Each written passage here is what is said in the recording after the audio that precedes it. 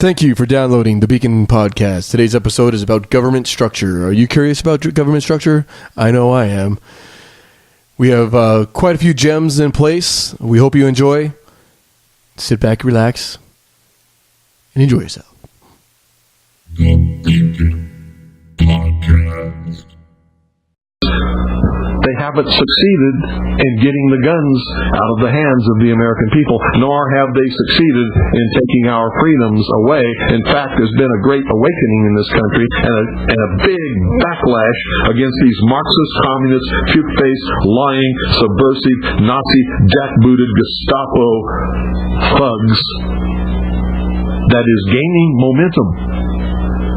And so I can tell you with a certainty, they must do something terrible in order to stop this backlash and regain the sympathy of the mass herds of sheeple out there.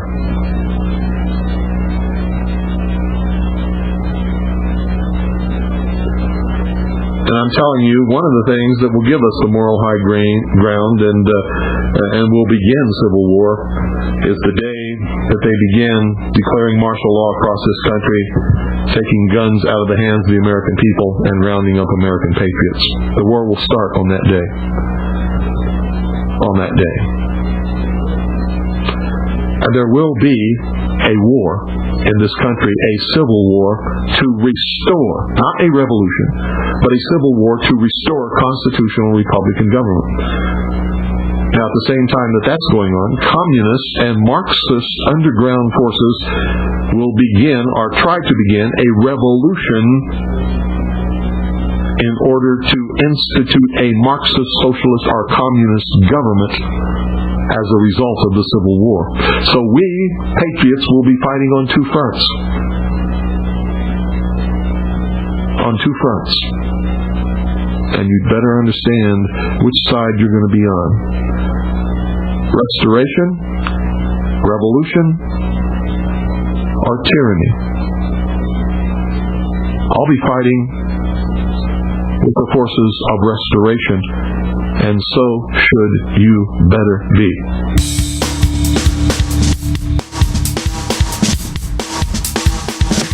Yeah, I know what you're thinking. You're thinking 2 more years of this, I'm gonna chuck it in and move to an easier place. You're thinking $2 a litre doesn't really look that far away. And you're thinking as you look at your ring finger, was that really the right decision? Oh yeah, I know what you're thinking. You're thinking if I'd just been given a chance to express myself, develop my inner guru, then I could be that gorgeous, tan, blonde, 19-year-old, boring, sickly, black, holy water down my throat. Right now, in digital widescreen perfection, I know what you're thinking. They don't want you thinking. I know what you're thinking. I know what you're thinking. They don't want you thinking. But I know what you're thinking.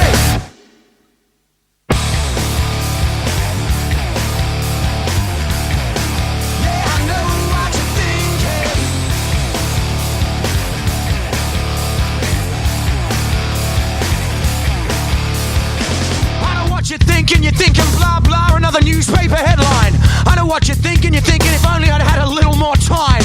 I know what you're thinking if I could read I'd make sense of that sign.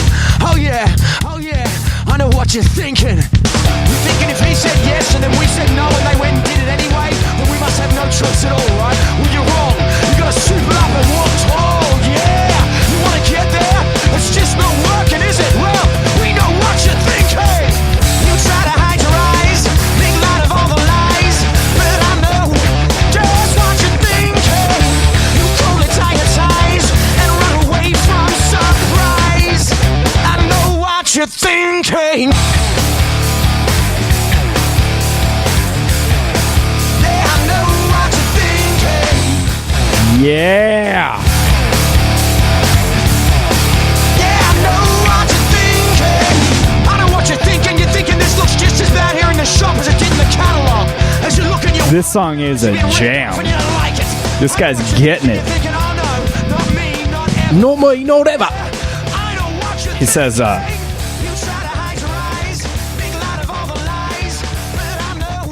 just what you're thinking. he says, I know what you're thinking. They don't want you thinking, so think. Hey, I like that. what you're thinking one more day of this and I'm gonna break, bust out, and make a mistake I could regret for the rest of my life. Oh, I don't know what I'm thinking. Anyways, Nice little groove. Yeah. Good call on that one, Matt. guys, that is Think by Mammal. Think by Mammal. If you like it, go check it out. Show them some love. Buy their album. This is how capitalism's supposed to work. If you like it, buy their shit. Support it. Don't be stingy. Stingy people never end up in good places in life anyways. Donate to people that you like. If people are providing good work, throw them a kick down. It's just the way it goes. I'm not saying to do that for us because honestly I could care less. We're not that type of people, so we've been taken care of very well in life. Things just happen good to us. So anyways, just a little word, a word of wisdom out there. But having said that, we think that if you guys do want to support anything about the show, you guys do like the show, the first thing that you guys could do that would really help us out is hit us up, let us know. And it's very encouraging to get some of your guys' response, some of your guys' feedback. You can, what you got there, Nick? You could hit us up on Twitter at Beacon Podcast. That's one of our favorite ways. I mean, we get a lot of messages that way. It's It's my fun, favorite. quick to, while I'm taking a dump, I sit there, check out Twitter, and And say it's what's up. fast. I'll get it that It's fast day. and quick and easy. Yeah, the email is great. Also, we got a email recently from a really awesome person who's motivated by some of the shows we've done and has helped him in learning in college, like how he perceives the knowledge that he's been given, which is great. But you can hit us up on Facebook at The Beacon Podcast, and our email is thebeaconpodcast@gmail.com. And love it or hate it, or if you have some ideas on show information or just some questions or whatever, you want some new kind of thoughts on things, we'd love to hear from you. Absolutely. Also, you probably are listening to this. It sounds like most of the people are getting our content on iTunes, but not everybody has an iPhone. So if you don't, we're also on Stitcher. Just search for The Beacon Podcast. Look for our logo with the earth and the moon with the circle and the square. We'll explain what that means on a later show. Gets into some cool, crazy shiznit.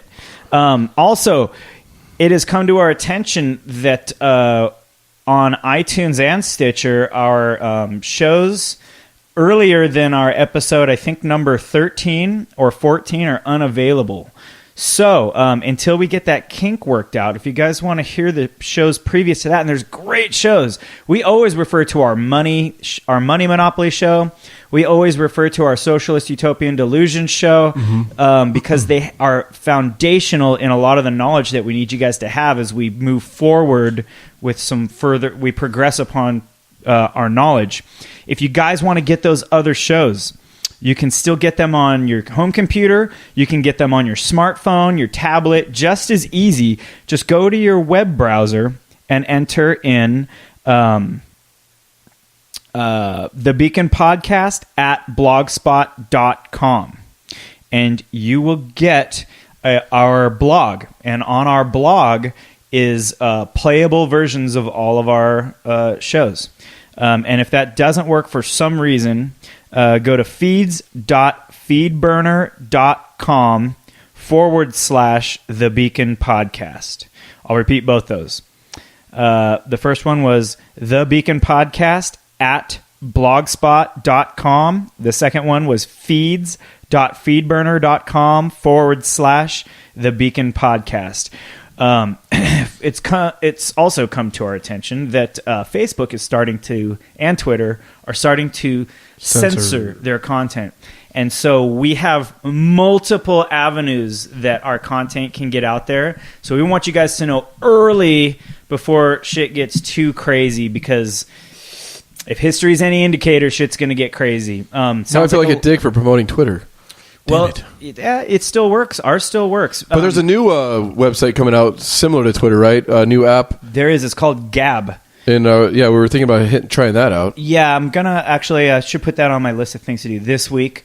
I'll try to open up a Gab account for the Beacon podcast. How you doing, buddy?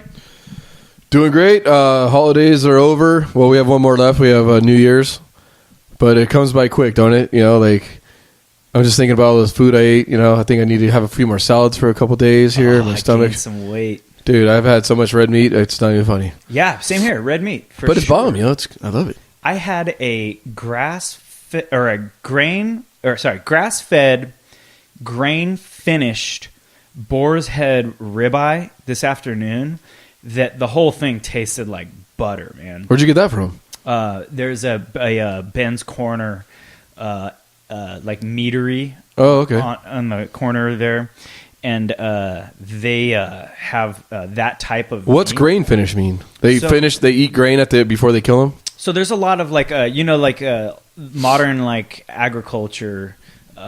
Really kind of feeds a lot of these cattle crap. There's actually an agricultural grade candy now that they're feeding animals just to get them fat. They just want to fatten them up.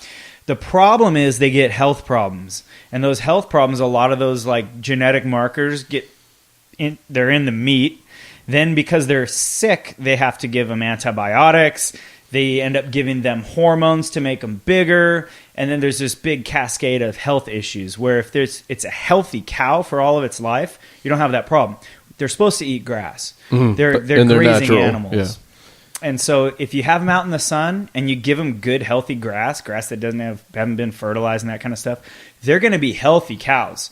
But the meat's going to be really lean and not that, succulent. Mm-hmm. So what they do is they feed it grass its entire life, so it's healthy, and they don't have to give it medicines or anything because it's healthy. And then a couple months before it goes to the butcher, they grain finish it. So then they feed it those grains that fatten it up, and it's living a happy ass life right before it dies. Yeah. It doesn't have the health issues because a lot of those are long term issues. Doesn't get disease, but you get the best the meat's just bomb. The meat is great, and it's good for you. Sounds good to me. Yeah. Yeah, I'm a big meat eater. I'm just so lucky I'm not a picky eater. I've never been. I'll eat anything, but I don't know. You do got to mix it up. I've been eating red meat like crazy, and then when I'm not eating that, I was eating pizza, pepperonis and stuff. Ooh.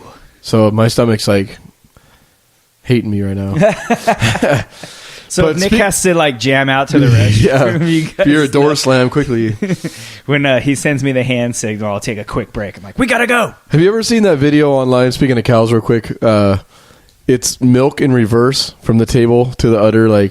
Milk, they start. It's like a glass of milk on your table, but then it goes in rewind and it goes into the gallon of jug and then into the thing, and then it shows these ugly pussy udders getting sucked on and sick cows getting milked and this and that. Is just, if you go to the grocery out, don't watch it if you like milk to drink. So milk. That's modern farming. Mm-hmm. There is if you had a cow, I agree. There's probably disgusting ways that your Altadena or something gets their milk, right? The major ones.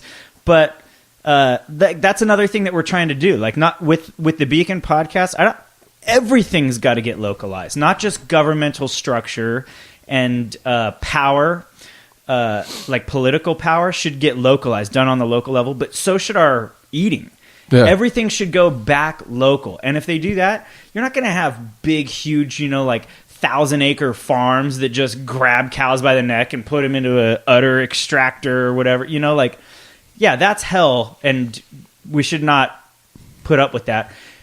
You vote with your money. You vote with your dollars. So even if it costs you guys a little bit extra, pay for those home farms where it's hand milked. There's any major town is gonna have one or two places, hippie places that have that kind of stuff.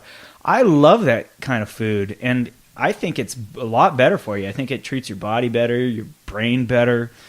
I'm in on that. I would pay double for that kind of food. I really would. Yeah, if you can, yeah. I mean, I've had, my aunt grows a lot of vegetables and stuff, and if you get a tomato from her garden, or you go to Albertsons or Vaughn's and get a tomato, it's night and day, the flavor. Oh, I mean, they go bad faster, you know. For sure. Like you got like 3 or 4 days. Them. Yeah, like 3 or 4 days, you got to eat it. Yep. But, man, I get a tomato from the store, and it's like, this is disgusting. It's no flavor, you know, it's barely ripe. For sure. I think bacteria is kind of my gauge. Like, if bacteria really want something, it's really, really good for you probably, right?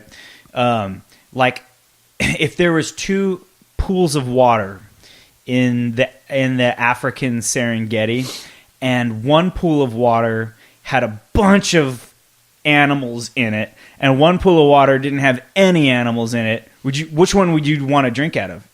You would think that the other one has pure water, but there's a reason these animals ain't fucking with that pool of water, right? Yeah, alligators are in it. No. It's somehow been poisoned. Yeah. There's different, you know, like a lot of like really sterile water is like ones that have like fissures from the earth come up through it, and so it's like too sulfuric, or there's the minerals that leach in it, or like make it really like the Salton Sea. Balanced. The Salton Sea. You don't have animals drinking out of the Salton Sea. The place reeks, man. Anyway, sorry, but I totally think that's why your organic veggies and fruits go bad way faster.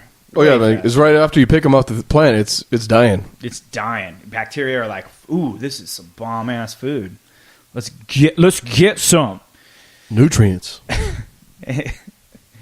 Anyways, Nick, we got to get started on this show because we have a lot of content.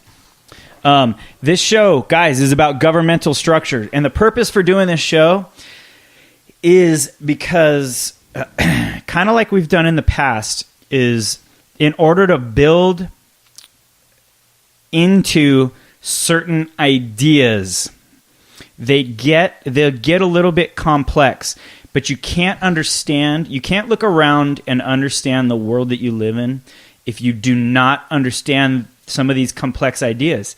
And the only way to understand the complex ideas is to understand their foundations, which are more simple ideas. So once in a while, we have to do an elementary type show just so we cover all of our bases. And that way, when we come across when we start teaching on some of those more complex ideas, we can refer back to shows like this and say, if you need a primer on some of this content, please listen to our governmental structure episode. So stay along. I guarantee you there'll be stuff that you don't know about the United States governmental structure that we do cover. So there's going to be some gems that are in this, and we'll make it as cool as we can for you guys, okay? I learned a lot just putting this stuff together. So I think the first thing that we really have to grasp is, what is our government? How did it come to be? You had the king who chartered companies to come over to America. He chartered companies to come over to America to build businesses, to mine minerals, and to basically colonize the place. There were 13 colonies, and when they were colonies of England, Great Britain. So you hear about colonization. That was a British thing. That's why they were called colonies. So when these colonies had enough of the king's... it was actually the king violating a lot of the contracts between the king and the people.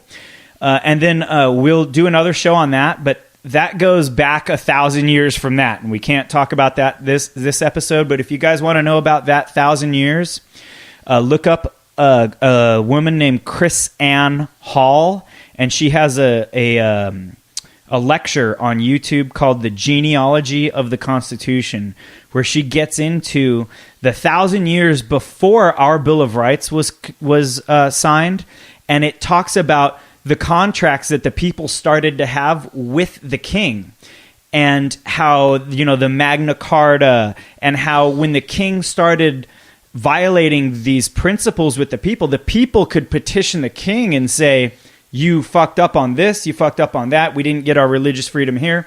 So when the king had violated a certain amount of these, the people in the colonies actually had a legal right based off of their law to have a revolution.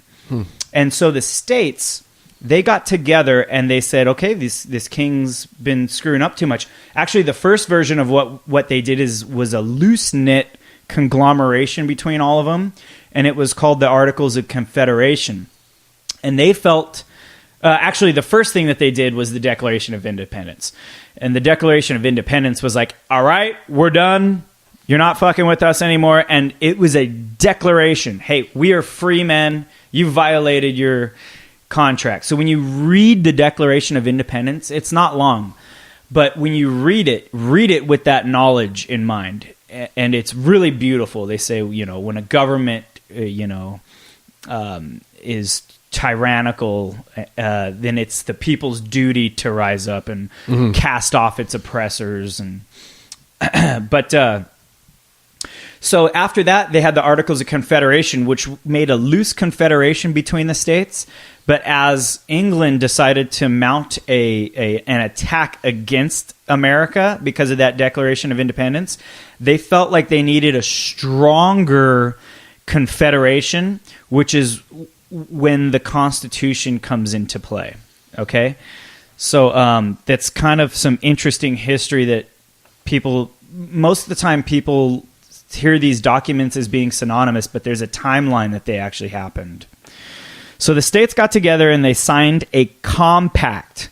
The states got together and they signed a compact. A compact is a contract. It's a legal contract.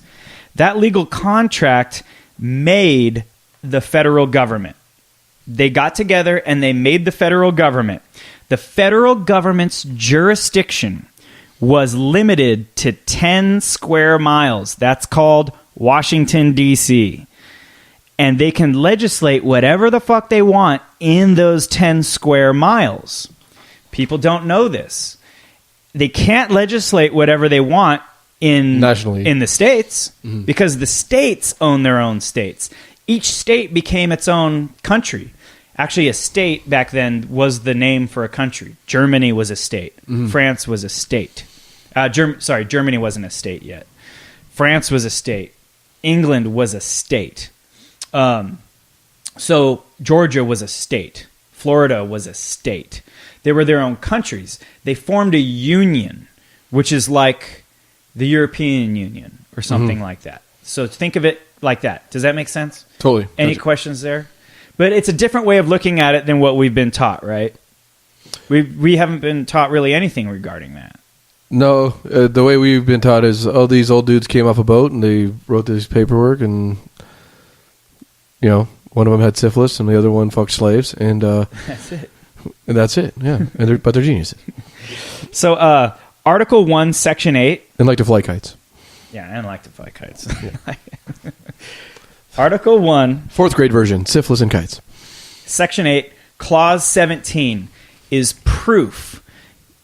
When I say that the federal government can only write laws within that 10 square miles, they can't write laws that apply to the other.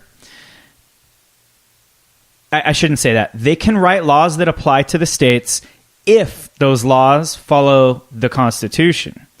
If they don't follow the Constitution, they can only write laws that apply within those 10 square miles. Then they can write whatever the fuck they want. Within Washington, D.C., it's essentially a tyranny. So here's how it reads in Article 1, Section 8, Clause 17. The legislative branch has power to exercise exclusive legislation in all cases whatsoever over such district not exceeding 10 miles square, as may, by cession of particular states and the acceptance of Congress, become the seat of the government of the United States, and to exercise like authority over all places purchased by the consent of the legislature of the state in which the same shall be, for the erection of forts, magazines, arsenals, dockyards, and other needful buildings. So what it's saying is that the federal government can do whatever the fuck it wants in those 10 square miles of Washington, D.C., but outside of that, it has limited power regarding its relationship to the states. So the states made the federal government through contract, and the Constitution is the contract. And the only way that the federal government can write whatever the fuck it wants is within those 10 square miles. Within those But what's the benefit of that? I mean, because here's where it gets tricky. Within those 10 square miles, that's not very big. It's not, but here's the sinker. Overreach. Those 10 square miles have a name. That name is the United States. Okay? Capital U, capital S. Now we get into law. When you talk about the under lowercase u, lowercase s United States, it's describing all of the states coming together, being united in this compact. Mm-hmm. But when it says the United States, like you are a citizen of the United States, what that really means is you are a citizen of those 10 square miles. And they can legislate whatever they want to you if you're a citizen of that. That's where my brother lives.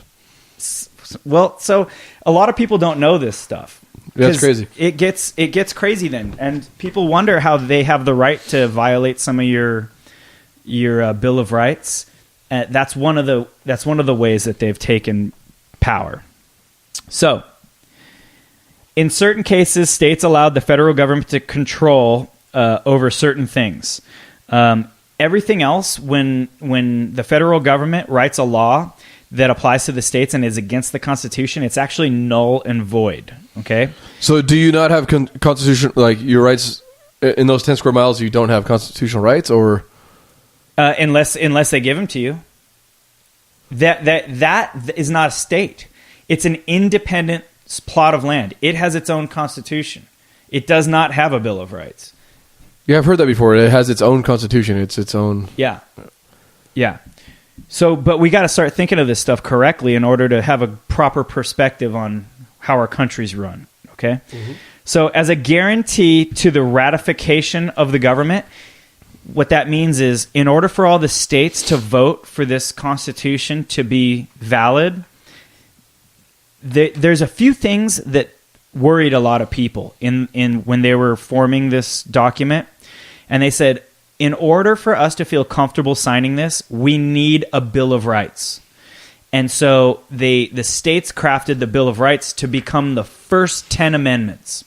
And those first 10 amendments are paramount above all the others. And those 10 amendments, they don't tell you what the federal government, the newly created federal government, is allowed to take it, or with those rights that it gives you.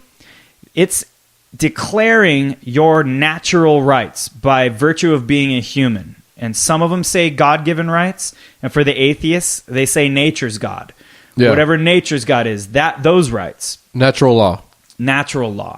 That's the right to be free, and it lists those 10 so we all got to amendments. You can't make a law against hunting. Even though they do, you have to have a fucking license to hunt or fish or whatever. Life, liberty, the pursuit of But if you're going to die and you need to survive, yeah. I think there's been a lot of cases where people were like, hey, I was hungry, I had to eat, I had to forage. Well, that's the Ninth Amendment. The Ninth Amendment says just because we didn't cover all of your freedoms in these first 10 amendments in the Bill of Rights doesn't mean that those aren't all of your natural rights. Mm-hmm.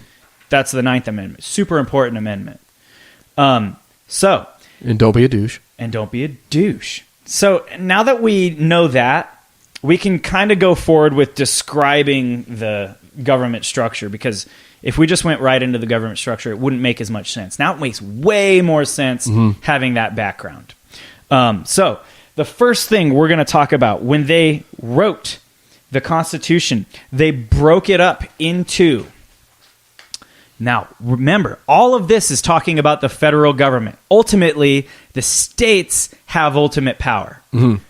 They only signed this compact in order just for a few things. And the major reason was so that they could combine enough money to be able to build a navy and fight off England's navy. That's the main reason that they did this. So, in the federal government, the first branch we're going to talk about is the judicial branch. They made 3 branches. They made the judicial, the executive, and the legislative. The judicial is the court system. The legislative system is the one that writes all of the laws. And the executive system is the one that carries out all of those laws. Okay? Execute. To execute all the laws. So the judicial branch. And where we're going to be getting a lot of this information is from a website called usgovinfo.about.com. It put all this stuff in really easy to understand terms, so we're just going to read this for you guys. The only federal court provided for in the Constitution, Article 3, Section 1, is the Supreme Court. All the lower federal courts are created under the authority granted to Congress under Article 1, Section 8 to constitute tribunals inferior to the Supreme Court. So, the only one is the Supreme Court that's granted to the judicial branch. Other than that, Congress can make courts below that. Congress is in the legislative branch.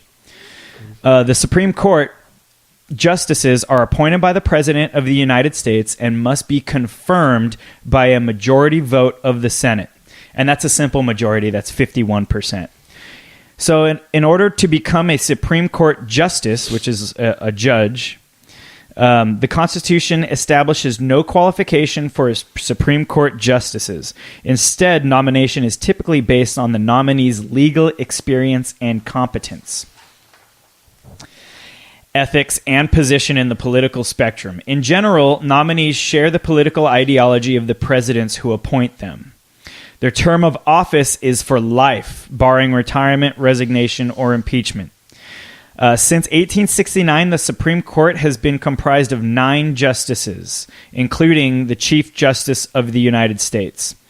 When established in 1789, the Supreme Court had only 6 justices. During periods of the Civil War, 10 justices served on the Supreme Court.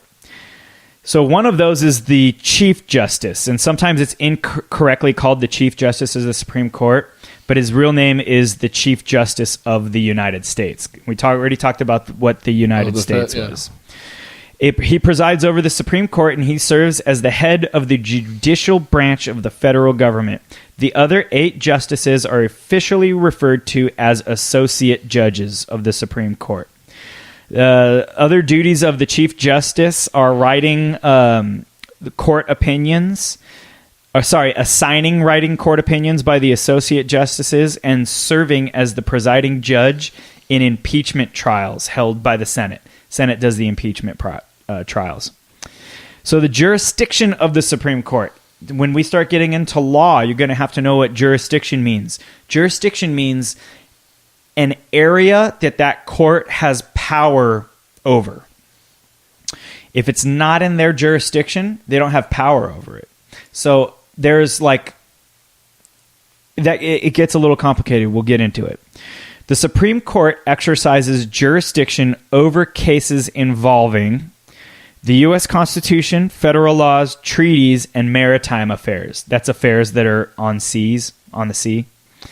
Matters concerning U.S. ambassadors, ministers, or consuls, cases where the U.S. government or state government is a party, disputes between the states, and interstate relations, federal cases, and some state cases in which a lower court's decision is appealed. The lower federal courts, these are the ones that were established by the Senate. The very first bill considered by the United States Senate was the Judiciary Act of 1789. This divided the country into 12 judicial districts called circuits. The federal court system is further divided into 94 eastern, central, and southern districts. So you have 12 circuits, and within those 12 circuits, you have 94 districts. And those are geographically spread across the country. Within each district, there's one court of appeals, a regional district court, and a bankruptcy court. The lower federal court include the Court of Appeal. Sorry, we just said that. Judges of all federal courts are appointed for life by the President of the United States with approval of the Senate. Why for life? Why isn't it like a term or something? Yeah. That's we'll get into that on another show. One whole show we're just going to devote to the judicial branch because there's a lot of people, and in this book, there's a lot of people Holograms of Liberty that think that the Constitution has certain holes in it in order to eventually give that federal government more power over time, and they think that that's one of them, is that the president appoints them and that they serve for life and that there's no term limits on it. So that's a good question. Yeah, they could be a douche. Could be. Could be a douche president, put in his douche buddies. Could be. Now, they can be impeached. Fuck yeah. The Senate can vote to impeach him. So if they're that bad, they can be impeached. I think it's a 2/3 vote in the Senate. Did you think Scalia's death was a little shady? Like they didn't seem to investigate it enough. It was just like, oh, guy's dead, fucking out here. I didn't look into it enough, you know. Yeah. I know he was fairly more conservative, and I've seen a few of his speeches, but I don't know. I'm not sure. Federal judges can be moved through office only through impeachment and conviction by Congress. So that's our thing on the judicial branch. But as an addition, we're going to talk about... So this judicial branch, we talked about their responsibilities. Nowhere in those responsibilities, originally in the Constitution, did they have the power to declare a law unconstitutional and they're the sole arbiters of truth, constitutional truth. That's nowhere in there. We're going to talk about where that came from. Nick? In Marbury versus Madison. So this was the first case where they established something called judicial review. In Marbury versus Madison in 1803, the Supreme Court announced for the first time the principle that a court may declare an act of Congress void if it is inconsistent with the Constitution. William Marbury had been appointed a Justice of the Peace for the District of Columbia in the final hours of the Adams administration, when James Madison, Thomas Jefferson's Secretary of State, refused to deliver Marbury's commission. Marbury joined the three other similarly situated appointees, petitioned for a writ of mandamus, compelling delivery of the commissions. Artfully aged and anything but ordinary, who do you sip your bourbon? Oh, I'm sorry. How do you sip your bourbon? What the heck is that about? Oh, that's a fucking advertisement. Should have crossed that shit out. How do you sip your bourbon? This is brought to you by Jim Beam. I don't sip it. I chug it. Sorry about that, everybody. Fuck. That's stupid. Anyways, Chief Justice Marshall, writing for a unanimous court, denied the petition and refused to issue the writ. Although he found the petitioners were entitled to their commissions, he held that the Constitution did not give the Supreme Court the power to issue writs of mandamus. I feel like I said that wrong. Mandamus. Yeah, mandamus. Mm-hmm. Section 13 of the Judiciary Act of 1789 provided that such writs might be issued. But that section of the act was inconsistent with the Constitution and therefore invalid. Yeah, so what was happening was there was two groups. It was kind of your Republicans versus Democrats back in the day. The people that wanted less government were called the Anti-Federalists. The people that wanted more government were called the Federalists.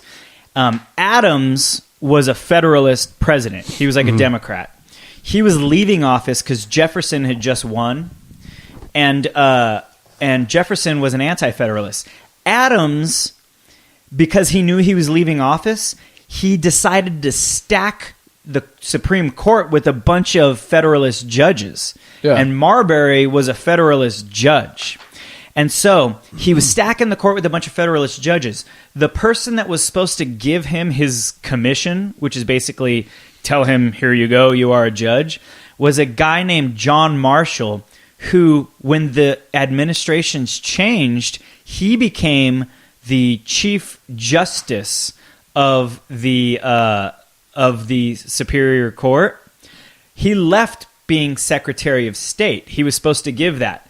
The new Secretary of State was James Madison. James Madison was told by Thomas Jefferson, hey, I'm the new president. That guy hasn't been appointed yet. I'm the president. Don't appoint him. Mm-hmm. So Marbury and a few other judges that didn't get their commission decided to appeal to the Supreme Court to have them make Madison give them their commission. And Marshall was in charge of the court.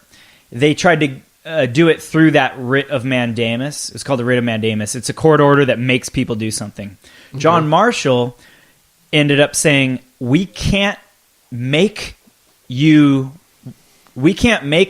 deliver that commission because it's unconstitutional. So they were the first to declare that something was unconstitutional. And after that, ever since then, everybody's been turning to the Supreme Court to declare things constitutional or not. It was never originally their job. Okay. Most people don't know this. So everybody, you're taught in school even, that, the legislative branch writes the laws, the judicial branch determines the constitutionality of the laws, and the executive branch carries out the laws, as long as it passes the judicial branch. Not true in the Constitution. You can't find it in there because it's not in there. It's only through that case that the precedent was established. It's not law. It's not true. That's why states have the right to nullify an unconstitutional law, even if the Supreme Court deems it constitutional. Make sense? Yeah, I was going to ask about that because I've heard that before, where any law that is deemed unconstitutional is therefore not a law. Like out here in California, if I wanted an AR-15 that's fully automatic, even it's a law here, I still have my Second Amendment rights. Yep. And if I was to be caught, say, with something that's unregistered or whatever, no, I have the right to bear arms. That's why it's so important that we know this stuff. That's why it's so important. The judicial branch is not supposed to be the sole arbiter. So what they found out in that case is that the John Marshall, the judge, he said this, and this phrase gets, through the last couple of 100 years, has been construed wrong. He said, it is emphatically the province and duty of the judicial department to say what the law is. Now, if you read that closely, he's not saying we're the sole person to say what the law is. He's just saying we can declare something unconstitutional. Any court can declare something unconstitutional. Any state can declare something unconstitutional. You and me can declare something constitutional. All he is saying is that it's within the court's ability to declare something unconstitutional. Absolutely. But people take that as him saying we're the sole arbiter of constitutionality. Mm-hmm. And since then, that's how they got the power of judicial review. It's a lot, and I wasn't sure if I wanted to do a whole show or try to just fit it into a segment. We will expand on that. But I'm going to leave it there, actually. I'm going to leave this other part for when we actually do a show on it, because I don't want to confuse people. And we got to take a break. So, you got any questions about that? Are you ready for a break? Yeah, appreciate it. Yeah, it's all good stuff, man. This is a good way to break it down, I think. I think looking at it 1,000 years ahead of time, how it started, was a cool way too. Oh yeah, we have to do that. It's an interesting story because it goes into the Pope pushing the King of England around, and the King of England decides to fight back, and the people are on the Pope's side because everybody back then was on the Pope's side. Mm-hmm. And the Pope Pope actually like threatens the king with his with his land and his people, and that's how the Magna Carta was signed. But it was just nuts. It's really interesting history. I always side with the people with crackers and wine. Yeah, that's true. Me too. Especially back Or then. grape juice. I don't think that they even back then, like there was not good ways to purify water, and so the only people that like water would make you sick. So everybody was drinking wine and like fermented alcohol because it's the only way that you could actually have like a safe like thing to drink. Like poor people and really rich people would drink water, and the rich people would have like not filtered, but probably boiled or something. But they're the only ones that had water quality good enough to drink. That's crazy. I don't know why you wouldn't want to just drink wine, but maybe it gets old after you do it for like 30 years. Yeah, you need water every because it day. dehydrates. You need water, bro. All right, man. We will take a break. We're going to get into next the legislative branch. Oh, wait.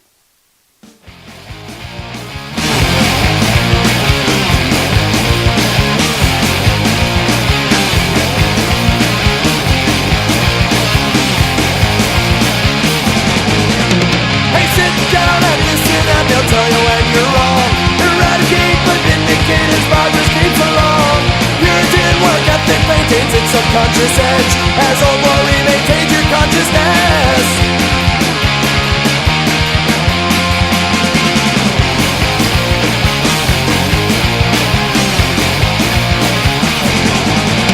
There's a loser in my house and a puppet on a stool, and a crowded way of life, and a black reflecting pool. And as the people bend, the moral fabric dies, then culture and pretend to ignore its people's cries. 'Cause you are the government, you are jurisprudence, you are the volition, you are jurisdiction, and I make a difference.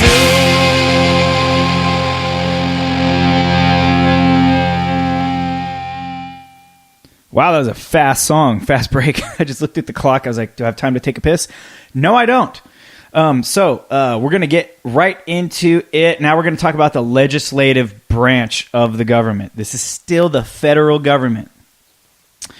So there are two branches of there's two parts of the legislative branch. That's why when you look at the Capitol building, there are two sides to it. In one of them, you have the Senate, and in one side, you have the House of Representatives. Okay? The House of Representatives is directly elected by the people, and the Senate originally was elected by the state legislatures. So the Senate would have represented the state's interests, and the House of Representatives would have represented the people's interests, and that those interests could kind of battle each other. It's kind of very similar to the English system, where you had I think it's called a House of Commons and a House of Lords. You had the powerful people in one house, and you had the laity, like the poorer people in another house. And because they have different needs and they have different wants, but all should be represented in different ways. And some are more educated than others and have a little bit more forethought and kind of know what they're talking about. One wants to be rich, the other wants to stay rich. Yeah, wanting. How's it feel to want, motherfucker? So the House of Representatives, the one that represents the people, this is known as the lower house of the legislative branch.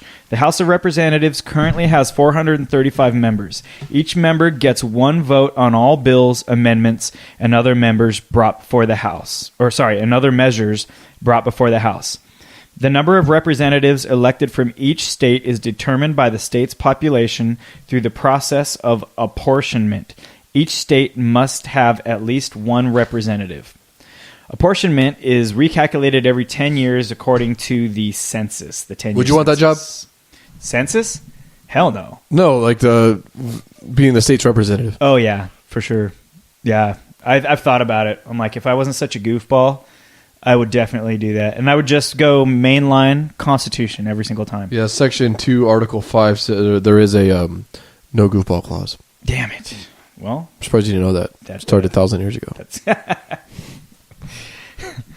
Members of the House represent the citizens of their local congressional districts. Representatives serve 2-year terms with elections held every 2 years. So that's something good to know too, is the House of Reps is 2 years. In order to be in the House of Reps, as specified in Article 1, Section 2, you must be at least 25 years of age, you have to be a citizen for at least 7 years, and you have to be a legal resident in the state that you're elected to represent. So what powers do the House have? They actually vote on who's going to get impeached. They vote on charges of impeachment. They also, and this is the most important power given to any of the three branches, is they have the power to initiate bills involving the raising of revenue, such as tax bills and annual appropriations or spending bills of the annual federal budget. So you'll hear that the power of the purse lies in the House. That's what it means. Everything having to do with money has to originate in the House of Representatives. Can't originate with the president, can't originate in the Senate, definitely can't originate in the courts, has to originate in the House. Why? Because the people have to say where their money goes. So as far as the House leadership, there's a Speaker of the House, and currently that is Paul Ryan. He's the Speaker of the House. Usually that's the majority. Whatever party has the majority, they elect their Speaker. So it's Paul Ryan. He's Republican from Wisconsin. He's not the orange guy that cries. No, that's not. That's Donald Trump. Yeah. No, that was the previous one. There's the majority leader. This leads the majority party. So the House is broken down then into, if there's more seats in it that are Republican or more seats in it that are Democrat. Right now there's more seats that are Republican, so they call that the majority. So you've got the majority leader, and the Republicans voted for him. That's Kevin McCarthy of California. And then you have the minorities. There's less Democrats in the House. And so the minority leader is Nancy Pelosi. She's a Democrat from California.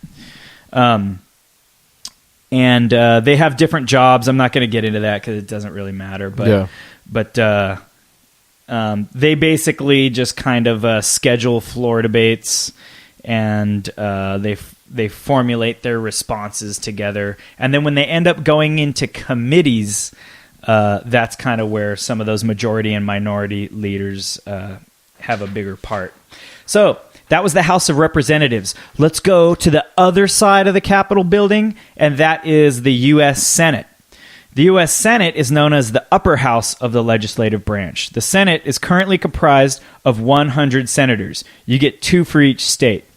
Senators represent all citizens of their states. Now they do. Remember how I originally said that they are supposed to represent the state legislatures? Well, the 17th Amendment changed that. Now they're elected by popular vote. And when you're elected by popular vote, you actually represent the interests of the people. Mm-hmm. So and that's a whole other thing. Listen to our episode called Republic or Democracy if you want to know more about that. I'm always interested, like, how these people get to this point, though. Like, because they make bank. They make, I have it, $174,000 a year. Not bad. But, I mean, I don't know what your thoughts on Joe Biden are, but he never comes off like that much of an intelligent guy, ever. Like, he's just like a regular old dude. Like, I seen him on Jay Leno's Garage the other day. It's like, okay, well, he likes, hot rods and stuff like that. But I'm like, how did he become the fucking vice president? Money. Yeah. Money. There's corruption, and when some of these secret societies end up getting shit on one of their members, and you get shit on people through a bunch of different ways. You'll have parties and get people fucked up and have them do crazy shit and film it, and they got all sorts of crazy ways to do this. Then they get blackmailed, and a lot of the secret societies, it's dirty. They'll fuck yeah, they blackmail these guys, and then they have them do their bidding. And a lot of times when you see somebody really like smashed in the news, they might not be playing ball anymore. Yeah. And then it's like, okay, this is how we do ya, you know. And that's how this thing works. Yeah. It is. So senators serve for 6-year terms, with 1/3 of senators elected every 2 years. Qualifications in order to be a senator, as outlined in Article 1, Section 3. And guys, if you haven't read the Constitution, take 20 minutes. You can download the app. You can buy a pamphlet. Just read it. It'll make more and more sense the more you do this stuff. But if you guys don't read it, you don't know it. And it's the foundation of how to get our freedom back. Okay, you have to be at least 30 years old. You have to be a U.S. citizen for at least 9 years. And you got to be a legal resident in the state that you're elected to represent. Here's the powers of the Senate. They get to try the officials that the House decided to impeach. Remember, we said the House gets to see who to impeach. They get to do the trial of them. They get to confirm presidential nominations, including the Supreme Court justices. So, like right now, we hear about Donald Trump, and he's going to try to pick who's in the Supreme Court. He doesn't get to pick them. He gets to nominate somebody, but the Senate actually gets to vote them in or not. And that is through I think it's a 2/3. No, it's a simple majority. Simple majority, 51%. So if he selects somebody and 51% of the Senate vote for him, they are justice, which is why there's that game between Republican and Democrats. He's pretty much, Donald Trump is guaranteed to get his justice in because the Senate is majority Republican right now. They help nominate federal judges, ambassadors, and cabinet secretaries. And they also ratify treaties. Usually ratification is 2/3. Senate leadership. So the actual leader of the Senate is the vice president. He serves as president of the Senate. Then down from him, you have the president pro tempore. So right now, the vice president, we know who that is. That's fucking Joe Biden. The president pro tempore is Orrin Hatch. He's a Republican out of Utah. Below that, then you start to have the majority and minority leaders. And they do a similar thing as in the House. Similar roles as in the House. So what happens when that's the legislative system. And they call that a bicameral system because it's got the two houses. What happens is when they want to make a law or write a law, it has to originate in either the Senate or the House. And if it has to do with funds, it has to originate in the House. They propose it, and then it goes through something called the Congressional Committee System, where those majority and minority leaders figure out which committee will debate it first. And then it has to go through these committees, and it goes through a series of committees before it can get voted on by the whole House or the whole Senate. Then it has to get passed by both the House and Senate in order to go onto the president's desk. And Nick's going to... No. Sorry, I'm going to read that segment. But before any bill is even debated by the full membership of the House or Senate, it must first successfully make its way through the Congressional Committee System. Depending on its subject and content, each proposed bill is sent to one or more related committees. For example, a bill introduced in the House allocating federal funds for agricultural research might be sent to the Agriculture, Appropriations, Ways and Means, and Budget committees. like all those committees, plus others as deemed appropriate by the Speaker of the House. In addition, both the House and Senate may also appoint special select committees to consider bills relating to specific issues. Representatives and senators often try to be assigned to committees they feel best serve the interests of their constituents. For example, a representative from a farming state like Iowa might seek assignment to the House Agricultural Committee. All representatives and senators are assigned to one or more committees and may serve on a variety of committees during their terms in office. The congressional committee system is the quote-unquote burial ground for many bills. A lot of bills will come up and they decide to just they just don't pass these committees and they just die in committee. Like you hear about that song like I'm just a bill. Remember him? He's like, while I'm dying in committee. That's what he's talking about. So the House of Representatives and the Senate, when you're talking about both of them, it's called Congress. I didn't know that, up until like a couple years ago. Somebody at work was like, what's Congress? Is it the House or the Senate or which one? Congress is when you're talking about both of them combined. House of Representatives, Senate, both are Congress. Nick, you want to talk a little bit more about this congressional committee system? Yes. The congressional committee system is where the action really takes place in the U.S. lawmaking process. Each chamber of Congress has committees set up to perform specific functions, enabling the legislative bodies to accomplish their often complex work with more quickly with smaller groups. Sorry. There are approximately 250 congressional committees and subcommittees, each charged with different functions and all made up of members of Congress. Each chamber has its own committees, although there are joint committees comprising members of both chambers. Each committee, going by chamber guidelines, adopts its own set of rules, giving each panel its own special character. The standing committees in the Senate are standing committees for agricultural, nutrition, and forestry. Appropriations, which hold the federal purse strings and is therefore one of the most powerful Senate committees. Armed services, banking, housing, and urban affairs. The budget. There's commerce, science, and transportation. Energy and natural resources. Environment and public works. Finance, foreign relations, health, education, labor and pensions, homeland security, and governmental affairs.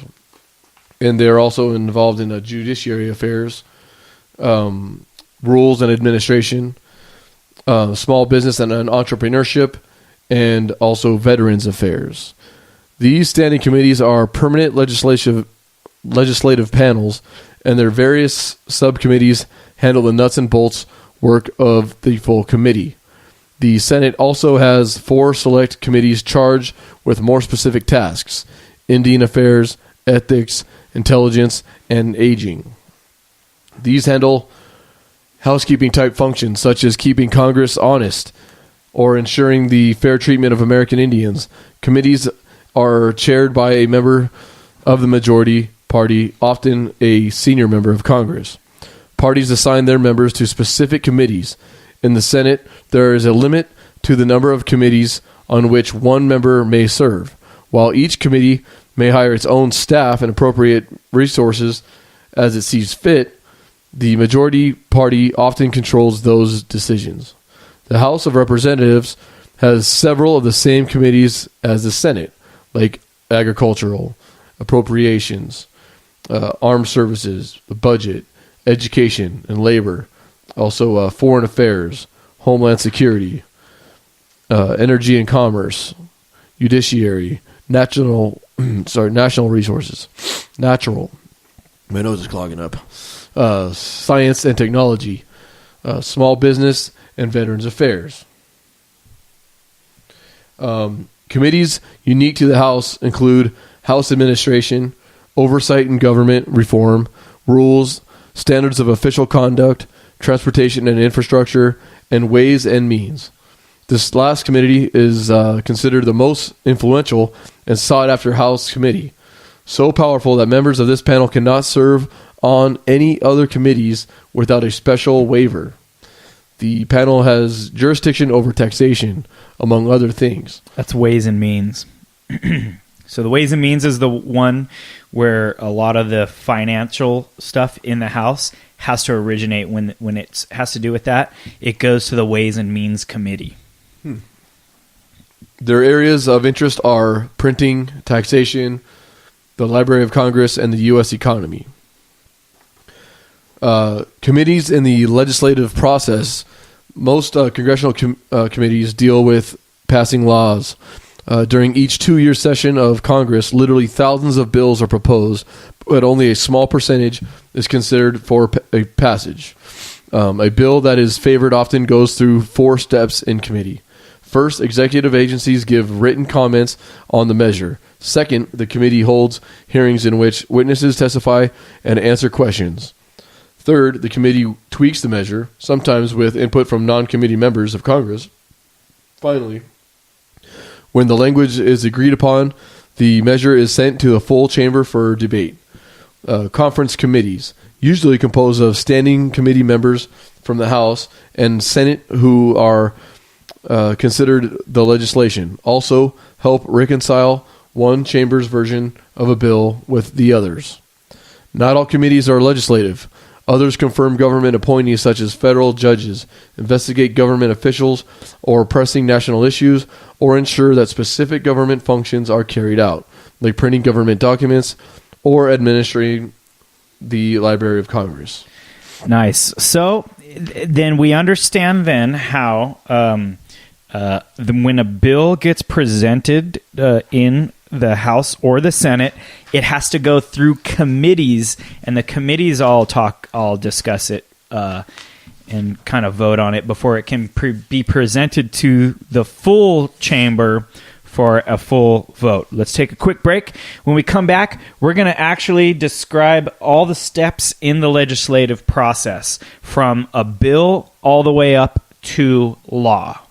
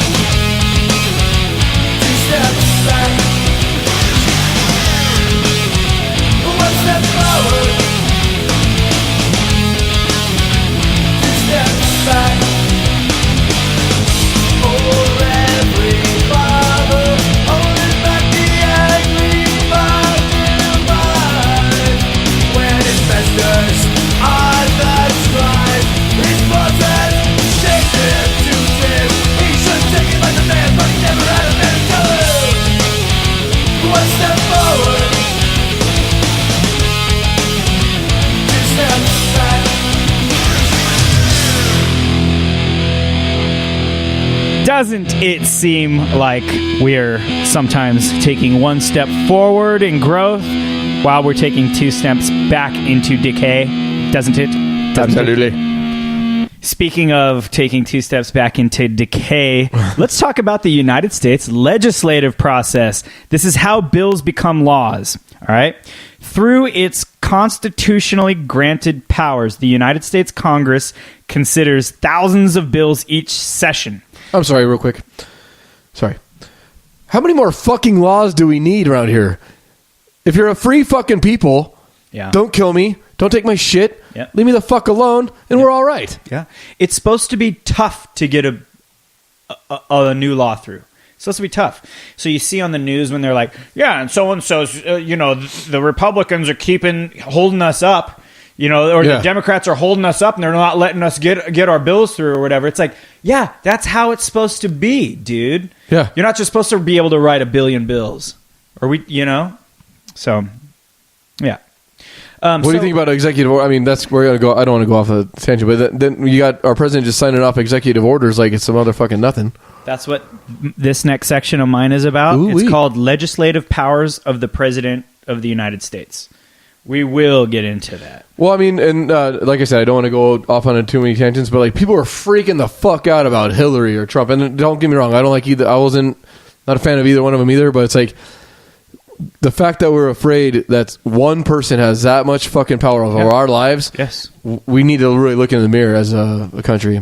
See, so you have a correct viewpoint of our government and how it's designed and how it's supposed to be. You understand that it's sick for people to think that the president holds that power. But anybody else I've told that opinion to thinks I'm a fucking nutbag. I know. Well, you're not a nutbag, and we're proving it. You're not a nutbag. We're proving it. And this is stuff that you can go back with and go, look, he was never supposed to have that much power. So we'll get into that. Am I a goofball? You're a goofball, right? Yeah, you're not a me. goofball, but okay. you're not. Damn it, we're both idiot. goofballs? What a chance. Goofball has nothing to do with intelligence or being right or wrong. So when it says a session of Congress is 2 years. So the United States Congress considers thousands of bills each session. Yet only a small percentage of them will ever reach the top of the president's desk for final approval or veto. Along their way to the White House, bills traverse a maze of committees and subcommittees, debates, and amendments in both chambers of Congress. The following is a simple explanation of the process required for a bill to become a law. Step 1, introduction. Only a member of Congress, either the House or the Senate, can introduce a bill for consideration. The representative or senator who introduces the bill becomes its sponsor. Other legislators who support the bill or work on its preparation can ask to be listed as co-sponsors. Important bills usually have several co-sponsors. 4 basic types of legislation, all commonly referred to as bills or measures, are considered by Congress. Those are bills, simple resolutions, joint resolutions, and concurrent resolutions. That's outside the scope of this talk to get into, but just so you guys know. A bill or resolution has officially been introduced when it has been assigned a number. Okay? Now, when you hear a bill is either going to be HR something or S something. What that means is it either originated in the House of Representatives or it originated in the Senate. Oh, cool. Yeah. So, HR number for House bills and S number for Senate bills. And it's printed in the Congressional Record by the Government Printing Office. Step 2. Once it's assigned a number, introduction up to assigned a number with either HR or S. Step 1. Step 2, committee consideration. We talked about the committees. All bills and resolutions are referred to one or more House or Senate committees according to those committees' specific rules. Make sense? That's step 2. Step 3, committee action. The committee considers the bill in detail. For example, the powerful House Ways and Means Committee, which we talked about with the budget, and Senate Appropriations Committee will consider a bill's potential impact on the federal budget. It's a lot of work. If the committee approves the bill, it moves on in the legislative process. Committees reject bills by simply not acting on them. Bills that fail to get committee action are said to have died in committee. As I'm dying in committee. But I hope I'll be a bill someday. Oh, yes, I hope and I pray. Is this a cartoon or something that you're talking about? You never seen Schoolhouse Rock? I think I did remember this. And The he's one all with the depressed bill? sitting on the stairs. Yeah. It's all, this is how a bill becomes a law. All right, step 4, subcommittee review. The committee sends some bills to a subcommittee for further study and public hearings. Just about anyone can present testimony at these hearings. Government officials, industry experts, the public, anyone with an interest in a bill can give testimony either in person or in writing. Notice of these hearings as well as instructions for presenting testimony is officially published in the Federal Register. So if you guys are wanting to do research on that kind of stuff, that stuff's going to be located in the Federal Register. Step 5, called markup. If the subcommittee decides to report and recommend a bill back to the full committee for approval, they must first make changes and amendments to it. This process is called markup. If the subcommittee votes not to report a bill to the full committee, the bill dies right there. Step 6, committee action, reporting a bill. The full committee now reviews the deliberations and recommendations of the subcommittee. The committee may now conduct further review, hold more public hearings, or simply vote on the report from the subcommittee. If the bill is to go forward, the full committee prepares and votes on its final recommendations to the House or Senate. Once a bill has successfully passed this stage, it is said to have been, quote-unquote, ordered reported, or simply reported. Step 7, publication of the committee report. Once a bill has been reported, a report about the bill is written and published. The report will include the purpose of the bill, its impact on existing laws, budgetary considerations, and any new taxes or tax increases that will be required by the bill. The report also typically contains transcripts from public hearings on the bill, as well as the opinions of the committee for and against the proposed bill. Step 8, floor action, legislative calendar. The bill will now be placed on the legislative calendar of the House or Senate and scheduled in chronological order for floor action or debate before the full membership. The House has several legislative calendars. The Speaker of the House and House Majority Leader decide the order in which the reported bills will be debated. So that's where those jobs come into play. They decide the order. So there is a little bit of corruption that can exist in that also. The Senate, having only 100 members and considering fewer bills, has only one legislative calendar. Step 9, debate. Debate for and against the bill proceeds before the full House and Senate according to strict rules of consideration and debate. So now it's gone through the subcommittees, it's been printed, now it gets debated on the full floor. Step 10, voting. Once debate has ended and any amendments to the bill have been approved, the full membership will vote for or against the bill. Methods of voting allow for a voice vote or a roll call vote.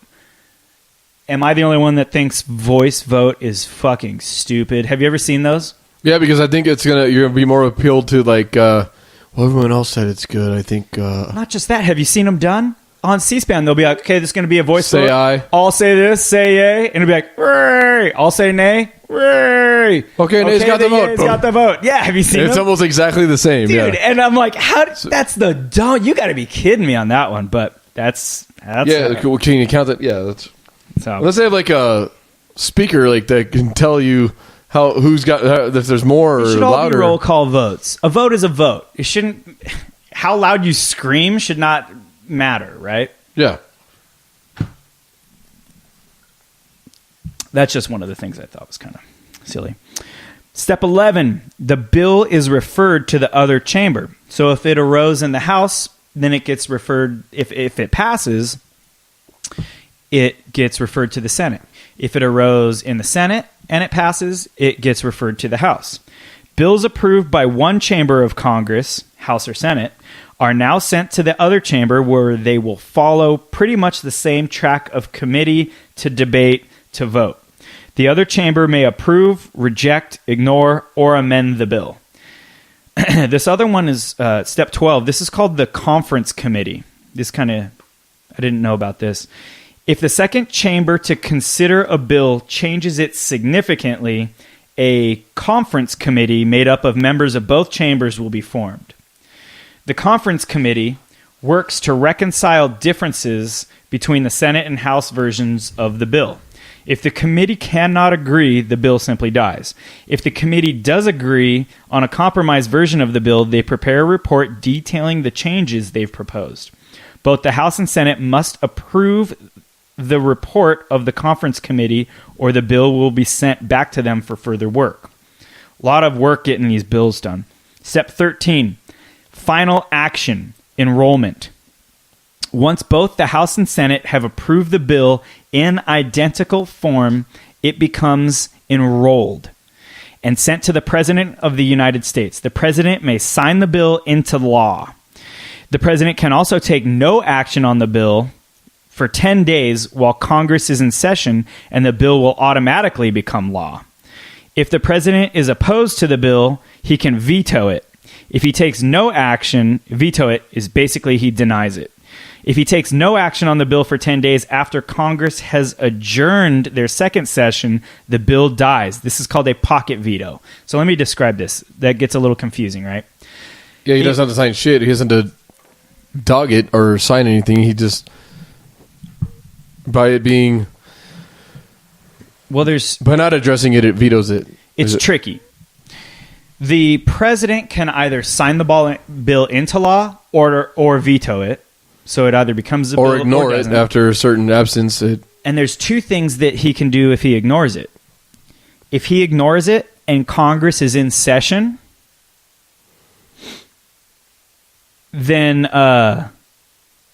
it becomes a law. Oh, shit. If he ignores it. So they voted on it. If he ignores it after 10 days and they're in session, it can become a law.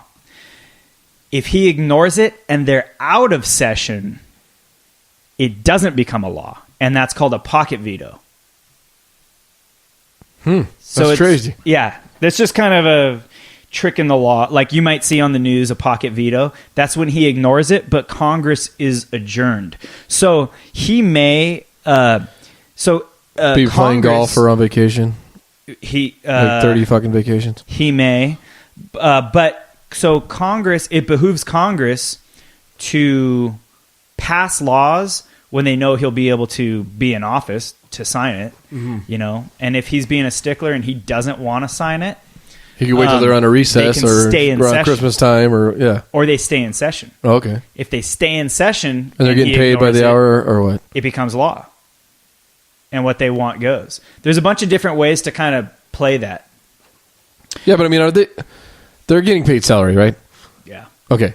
Which is not the original intention. But I'm just saying, like, I don't want them to be inspired to say, hey, we could just hang out here until he fucking gets back from vacation and get paid fucking double time, overtime, whatever the fuck, Yeah, they do that a lot. And rip they off. Always give themselves. But oh, absolutely, yeah. Now, there's they have the best system interest there, where they just won't get voted back in maybe or something like that. But so step 14 is if the president does veto a bill, whether it be a signed veto or a pocket veto, this is about overriding the veto. Congress can attempt to override a presidential veto of a bill and force it into law. But doing so requires a 2/3 vote by a quorum of members in both the House and Senate. So they have to have a certain amount of members present to vote. And of those members present, they have to have a 2/3 vote. Under Article 1, Section 7 of the U.S. Constitution, overriding a presidential veto requires both the House and Senate to approve the override measures by 2/3 supermajority vote of the members present. Whenever they say supermajority, it's always just, all that means is more than simple majority. Simple majority is 51%. Anything over that is considered supermajority. So most of the other times, it's always going to be either 2/3 or 3/4 for a supermajority. Actually, there's one case where it's 3/5. The supermajority vote of the members present. Assuming that all 100 members of the Senate and all 435 members of the House are present for the vote, the override measure would need 67 votes in the Senate, that's 2/3, and 218 votes in the House, which they did their math wrong because they just did simple majority on that. But anyways, doesn't affect the content of what we're saying. So that is how a bill becomes law. Now, makes way more sense. Proposed, put into committee, debated in committee, sometimes sent to subcommittee. Subcommittee sends it back to upper committee. Subcommittee interviews people, experts, sends it back to committee. Committee votes on it, sends it to full. Full votes on it, sends it to other chamber. Chamber sends it. It goes through the documentation stuff, goes to the president's desk. President approval, not veto, pocket veto.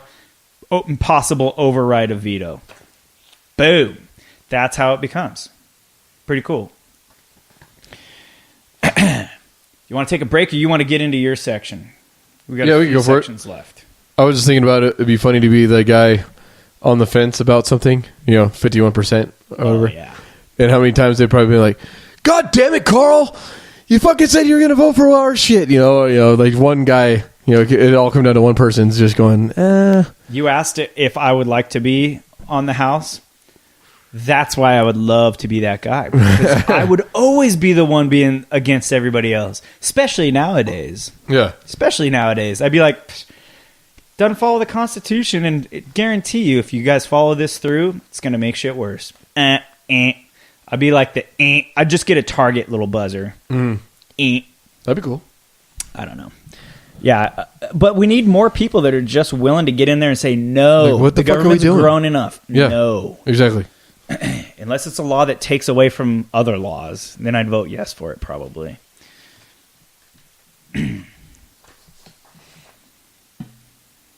So we're talking about the executive branch of the U.S. government.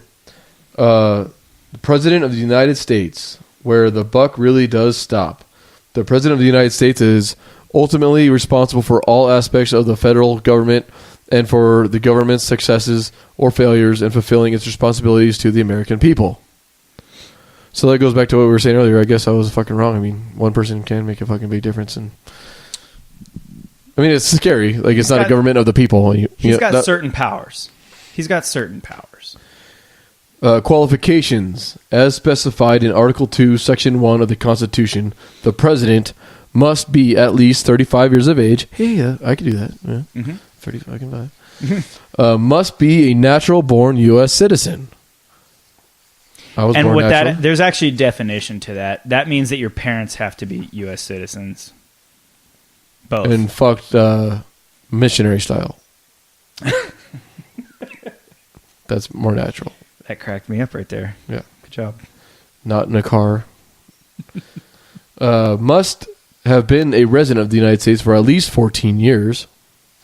And the powers. The constitutional powers granted to the president are enumerated in Article 2, Section 2. Serves as Commander-in-Chief of the U.S. Armed Forces.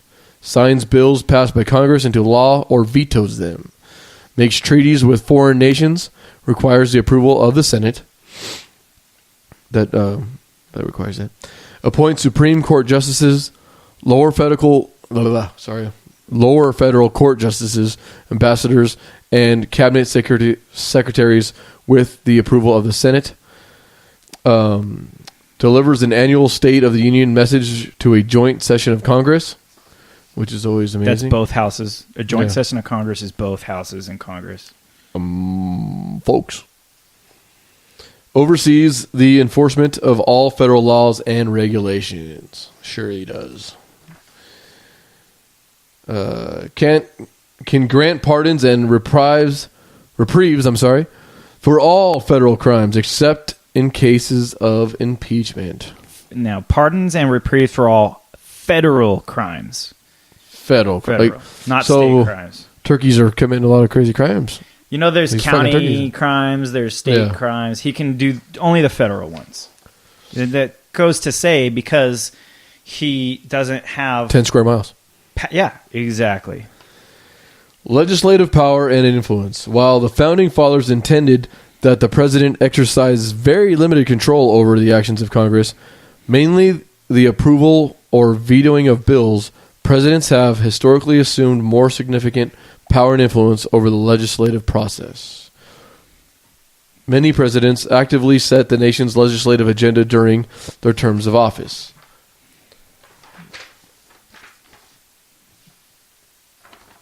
I lost one.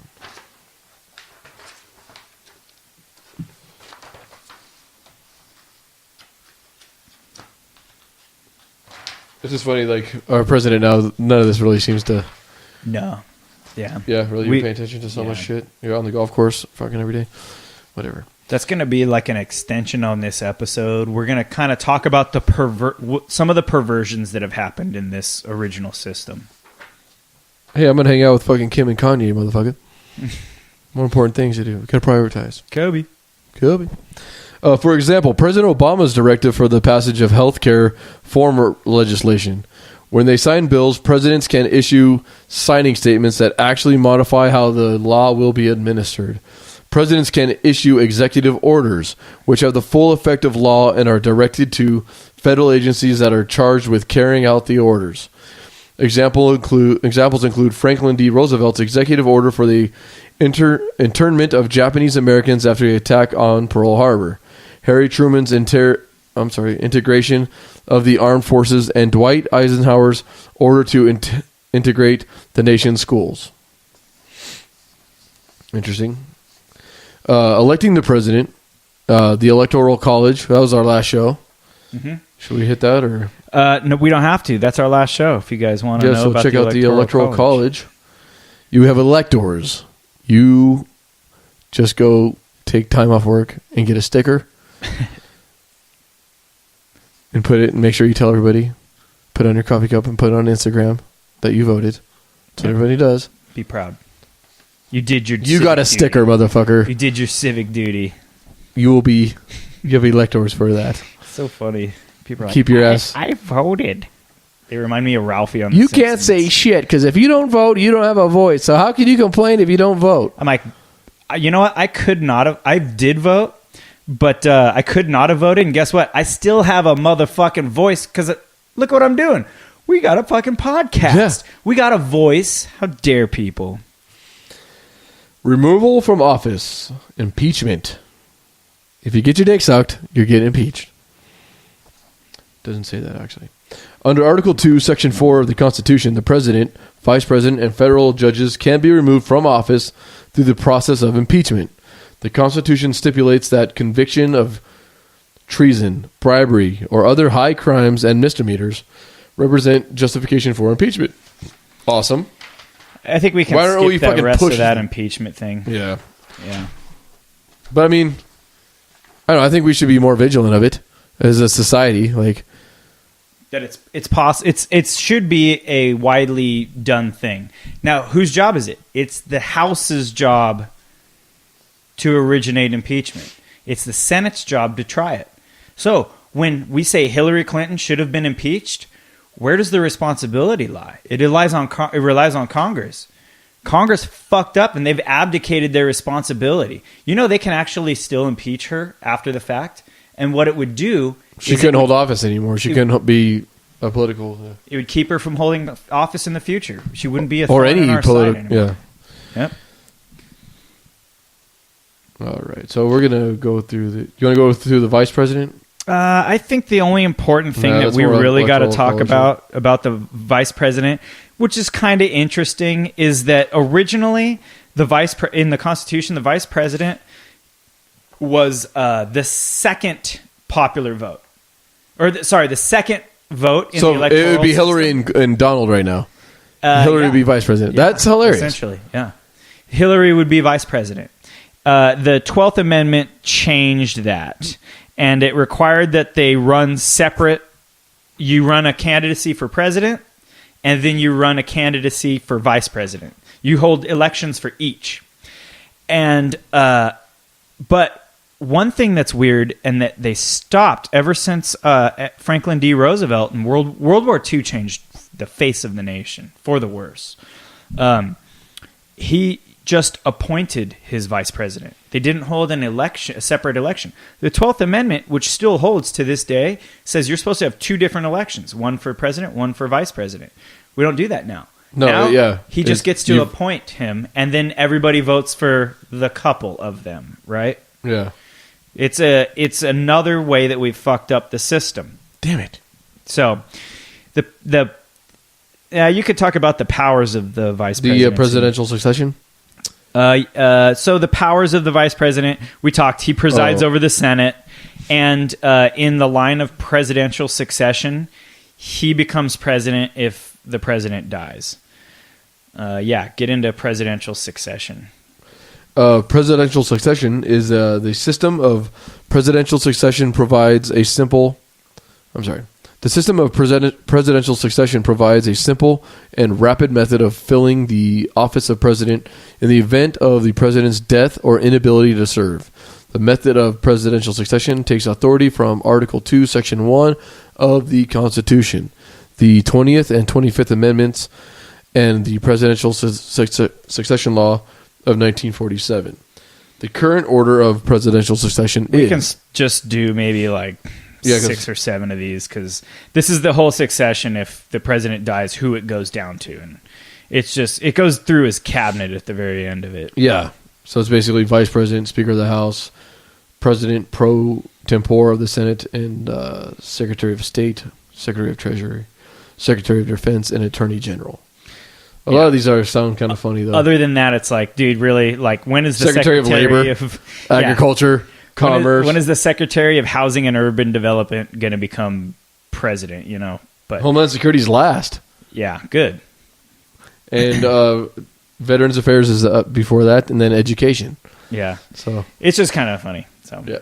So just other than that is that the president can appoint his cabinet.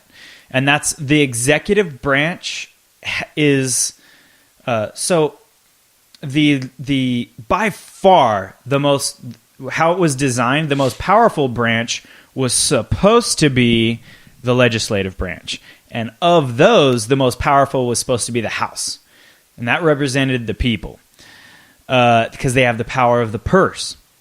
What has become the most powerful branch, it's tough to say. They've all gotten out of hand, but if you look at the executive branch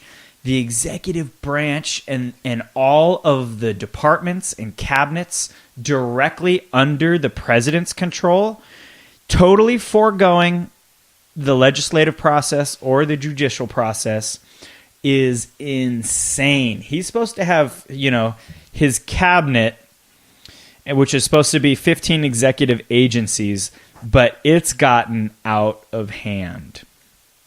The president's cabinet is composed of the heads or secretaries of the 15 executive branch agencies under the direct control of the president. The secretaries are appointed by the president and must be confirmed by a simple majority vote of the Senate. So that all makes sense, right? Mm-hmm. That he's got his cabinet. But, I mean, on the next episode that we're going to do as an addendum to this episode, we talk about how shit's gotten out of hand.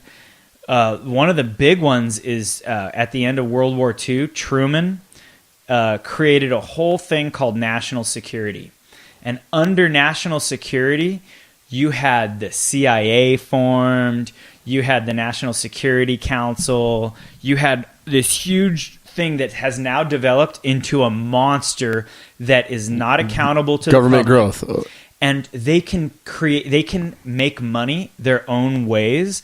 That's why we see the CIA doing drug dealing. Mm-hmm. So they could be making trillions of dollars, and we find that they're doing operations in almost every country, fomenting revolutions, doing all this stuff. That's all under the executive branch, created under the veil of national security after World War II. It's insane how crazy the executive branch has gotten. But it's crazy how crazy all of the branches have gotten. But if we don't teach this stuff, nobody knows, and everybody just watches Fox News and thinks, oh yeah, CIA, no, cool. Yeah, they're good. They're good guys. Yeah. Not, I don't know, man. There's a lot of evidence to say those guys should be shut down, and what JFK was trying to do with them was probably the right thing. At least, maybe if not shut them down, to completely limit them to. Even Truman said after he got out of office, he said the CIA should be limited to intelligence only, gathering intelligence only. Now you got the NSA spying on everybody, and it's just crazy. But all done under the veil of national security, Yep, but you call it, give it a cool name, and people just, Patriot. Well, it sounds we federal. want to be Patriots. Federal Reserve, Patriot Act, it's federal. National Defense Authorization Act sounds totally cool. Yeah. Yep. Yeah. Affordable health care? Yeah. Who doesn't want that? All right, let's take a quick break, and then we'll continue. What do you think? Sounds good. All right. Rock.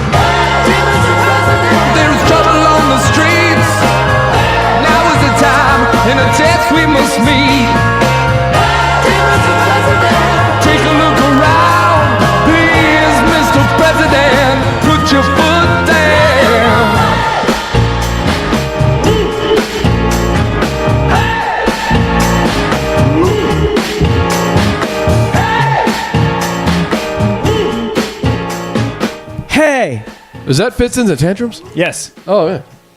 You're good, man. You were good. Well, I remember you used to bag on those guys. They're good. Yeah. Guys and gals. They're the ones that do Money Grabber. Yeah. That's the song that YouTube sent us a notice on. Oh. Money Grabber, don't come back anytime. YouTube sent us a notice saying that we're dicks. Our upload on our YouTube channel of our Silver Manipulation #1 episode may be censored in some countries because of our copyright content. Censorship. That's so it'll keep everyone safe and sane, right? Do you know what we do? That's what'll keep the peace. Censor people. If you guys have wondered why we feel like we have the right to play other people's songs on our podcast, I absolutely do. I don't believe that people can hold on to intellectual property, or else nobody would have ever built anything in history. It just doesn't work like that. Geniuses stand on the shoulders of other geniuses throughout history. They build upon each other. And I'm not saying we're geniuses, but that's what we're using songs to help illustrate what we're doing. And we like music.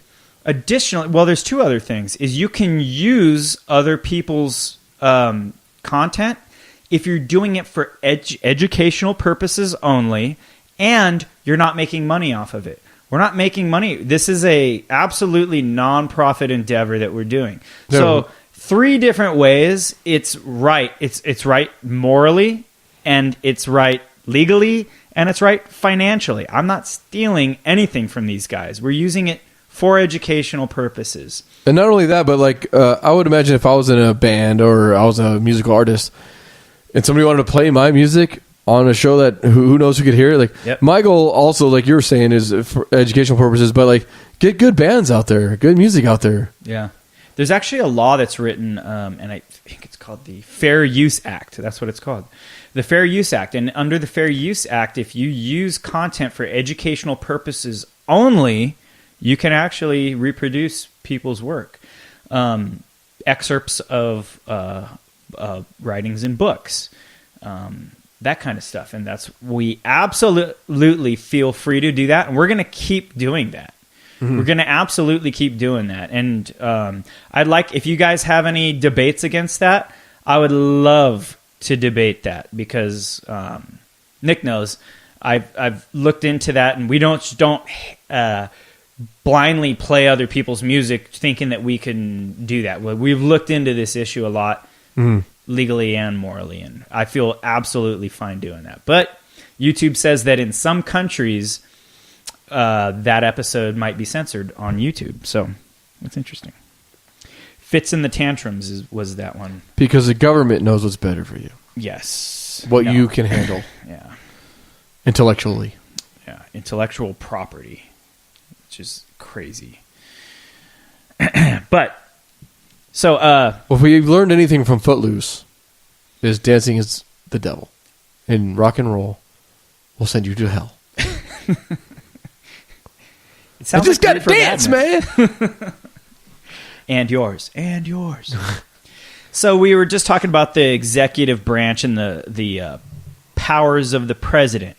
So we should have a separation of powers, but there are actually legislative powers that the office of the president actually has. We're going to talk about that. The President of the United States is commonly referred to as the most powerful person in the free world. But the legislative powers of the president are strictly defined by the Constitution and by a system of checks and balances among the executive, legislative, and judicial branches of government. Although it is the responsibility of Congress to introduce and pass legislation, it is the president's duty to either approve those bills or reject them. So he does have a legislative capacity in that regard. Once the president signs a bill into law, it goes immediately into effect unless there is another effective date noted. Only the Supreme Court may remove the law by declaring it unconstitutional. Bullshit. Just saying. Mm-hmm. We already talked about that, though. Yeah. The president may also issue a signing statement at the time he signs a bill. The presidential signing statement may simply explain the purpose of the bill, instruct the responsible executive branch agencies on how the law should be administered, or express the president's opinion of the law's constitutionality. In addition, the actions of the presidents have contributed to the 5 quote-unquote other ways the Constitution has been amended over the years. Vetoing legislation. The president may also veto a specific bill which Congress can override with a 2/3 majority of the numbers of members present in both the Senate and the House when the override is taken. Whichever chamber of Congress originated the bill may also rewrite the legislation after the veto and send it back to the president for approval. The president has a third option, which is to do nothing. In this case, 2 things can happen. and we talked about this, but we'll just talk about it again. If Congress is in session at any point within a period of 10 business days after the president receives the bill, it automatically becomes law. If Congress does not convene within 10 days, the bill dies and Congress cannot override it. This is known as a pocket veto. There are two ways that presidents can enact initiatives without congressional approval. Presidents may issue a proclamation, often ceremonial in nature, such as naming a day in honor of somebody or something that has contributed to American society. The president may also issue an executive order, which has the full effect of law and is directed to federal agencies that are charged with carrying out the order. Examples include Franklin D. Roosevelt's executive order for the internment of Japanese Americans. Yeah, I went over this one, dude. What's that? I already read all this stuff. Yeah, they're just kind of describing it again. After the attack on Pearl Harbor, Harry Truman's integration of the armed forces and Dwight Eisenhower's order to integrate the nation's schools. Congress cannot directly vote to override an executive order in the way that they can veto. Instead, Congress must pass a bill canceling or changing the order in a manner they see fit. The president will typically veto that bill, and then Congress can try to override the veto of that second bill. The Supreme Court can also declare an executive order to be unconstitutional. Congressional cancellation of an order is extremely rare. The president's legislative agenda. Once a year, the president is required to provide the full Congress with a State of the Union address. At this time, the president often lays out his legislative agenda for the next year, outlining his legislative priorities for both Congress and the nation at large. In order to help get this legislative agenda passed by Congress, the president will often ask a specific lawmaker to sponsor bills and lobby other members for passage. Members of the president's staff, such as the vice president, his chief of staff, or other liaisons with Capitol Hill, will also lobby. But that's the official version of the president's legislative powers, like executive orders. But executive orders were really only put in the Constitution so that George Washington could say, I need more paper clips. And he'd get more paper clips. Like, that was supposed to be an executive order that's been absolutely abused throughout the years. Another way. So I'm going to read to you an excerpt from Bill Cooper, who I am a huge fan of. He, in his book, Behold a Pale Horse, he wrote this about Horses. About this subject. I'm sorry. With all the people involved with these laws, like we were talking about earlier, how long it takes to go through, don't you think it's weird that there's not more, like we went through the list of recommendations, what it takes to become a president, like 35 years old. You got to be born in America naturally, right? Yeah, naturalized citizen. But I mean, like right now, we got a real estate agent who's now going to be president. And the guy before him was a fucking community organizer. So a guy that was like, this weekend we'll have a bingo night, and Friday will be men's softball. Yeah. So we have a community organizer, we have a fucking real estate agent who has a reality, hits a reality TV show. Yeah. But wouldn't it behoove us to have guys or gals, whoever, who came through the House, came through these Senates, that have seen how these bills are passed and the effects of like how long it takes. Like right now, I mean, who knows what bills they're trying to get passed? Ron Paul would have been perfect. Who knows what bills they've been trying to get passed for fucking years? And now you got a new guy that's just gonna be like, fuck that, fuck that, fuck that, and not even know the consequences of them. Like, are they going through a learning curve right now? Do they have to like teach Trump how to, this is how government works. Absolutely. And this is what you're going to be dealing with. Yeah. And this is what a pocket fucking veto is and all that. Yep. So, Yes. Yeah, he's got to go through all that. He also has to get debriefed from the national security team Yeah. of all the things that they deem fit that he should be able to know. Yeah. He can't even know all of it. So right now we're murdering these people for this oil in this area. And they have these natural resources, so we're murdering their people. They're like, right now we're conducting these experiments that are going to tear the fabric of reality apart, much like a nuclear bomb, but it's going to tear a hole in time-space dimension. And you're in charge of it now. And you get to say when we push the button. And it's all going to go on you when we do demolish it, whatever country. Yeah, no, I mean, it's gotten pretty crazy. But, like, I agree with Kennedy when he says that only the thinnest veil of national security really should exist. Aside from that, if it's national security, like, I don't believe in aliens, but if alien disclosure was a thing, that's not national security. That needs to be laid to the people, what they find in that, right? Scientific things need to be laid to the people.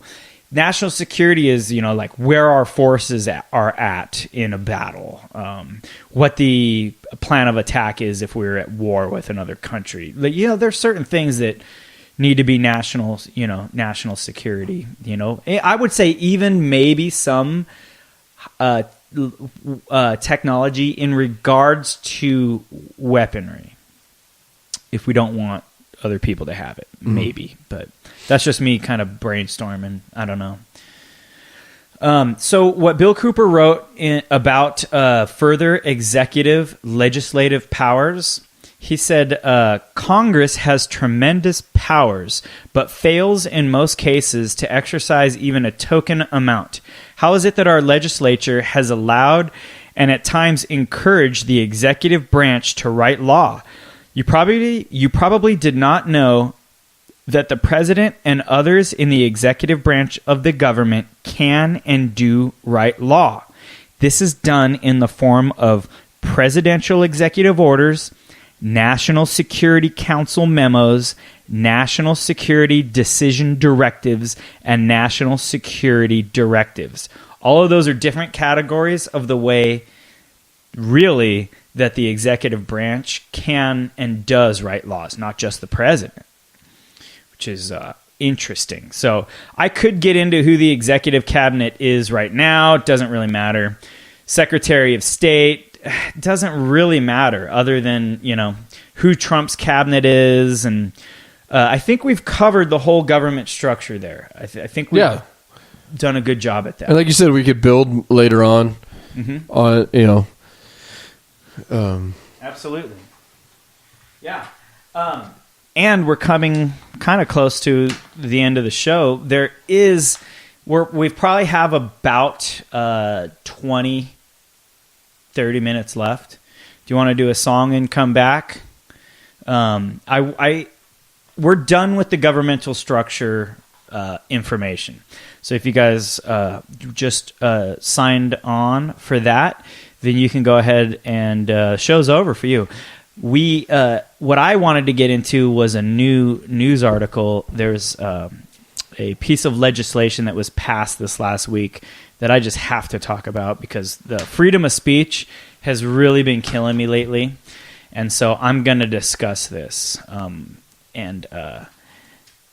think I want to do it with a fresh mind. So let's take a break.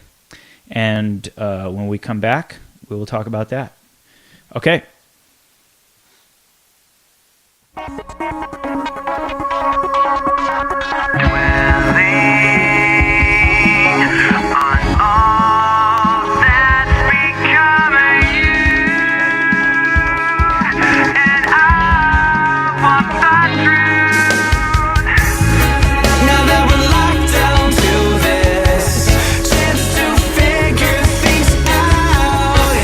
did it turn upside down?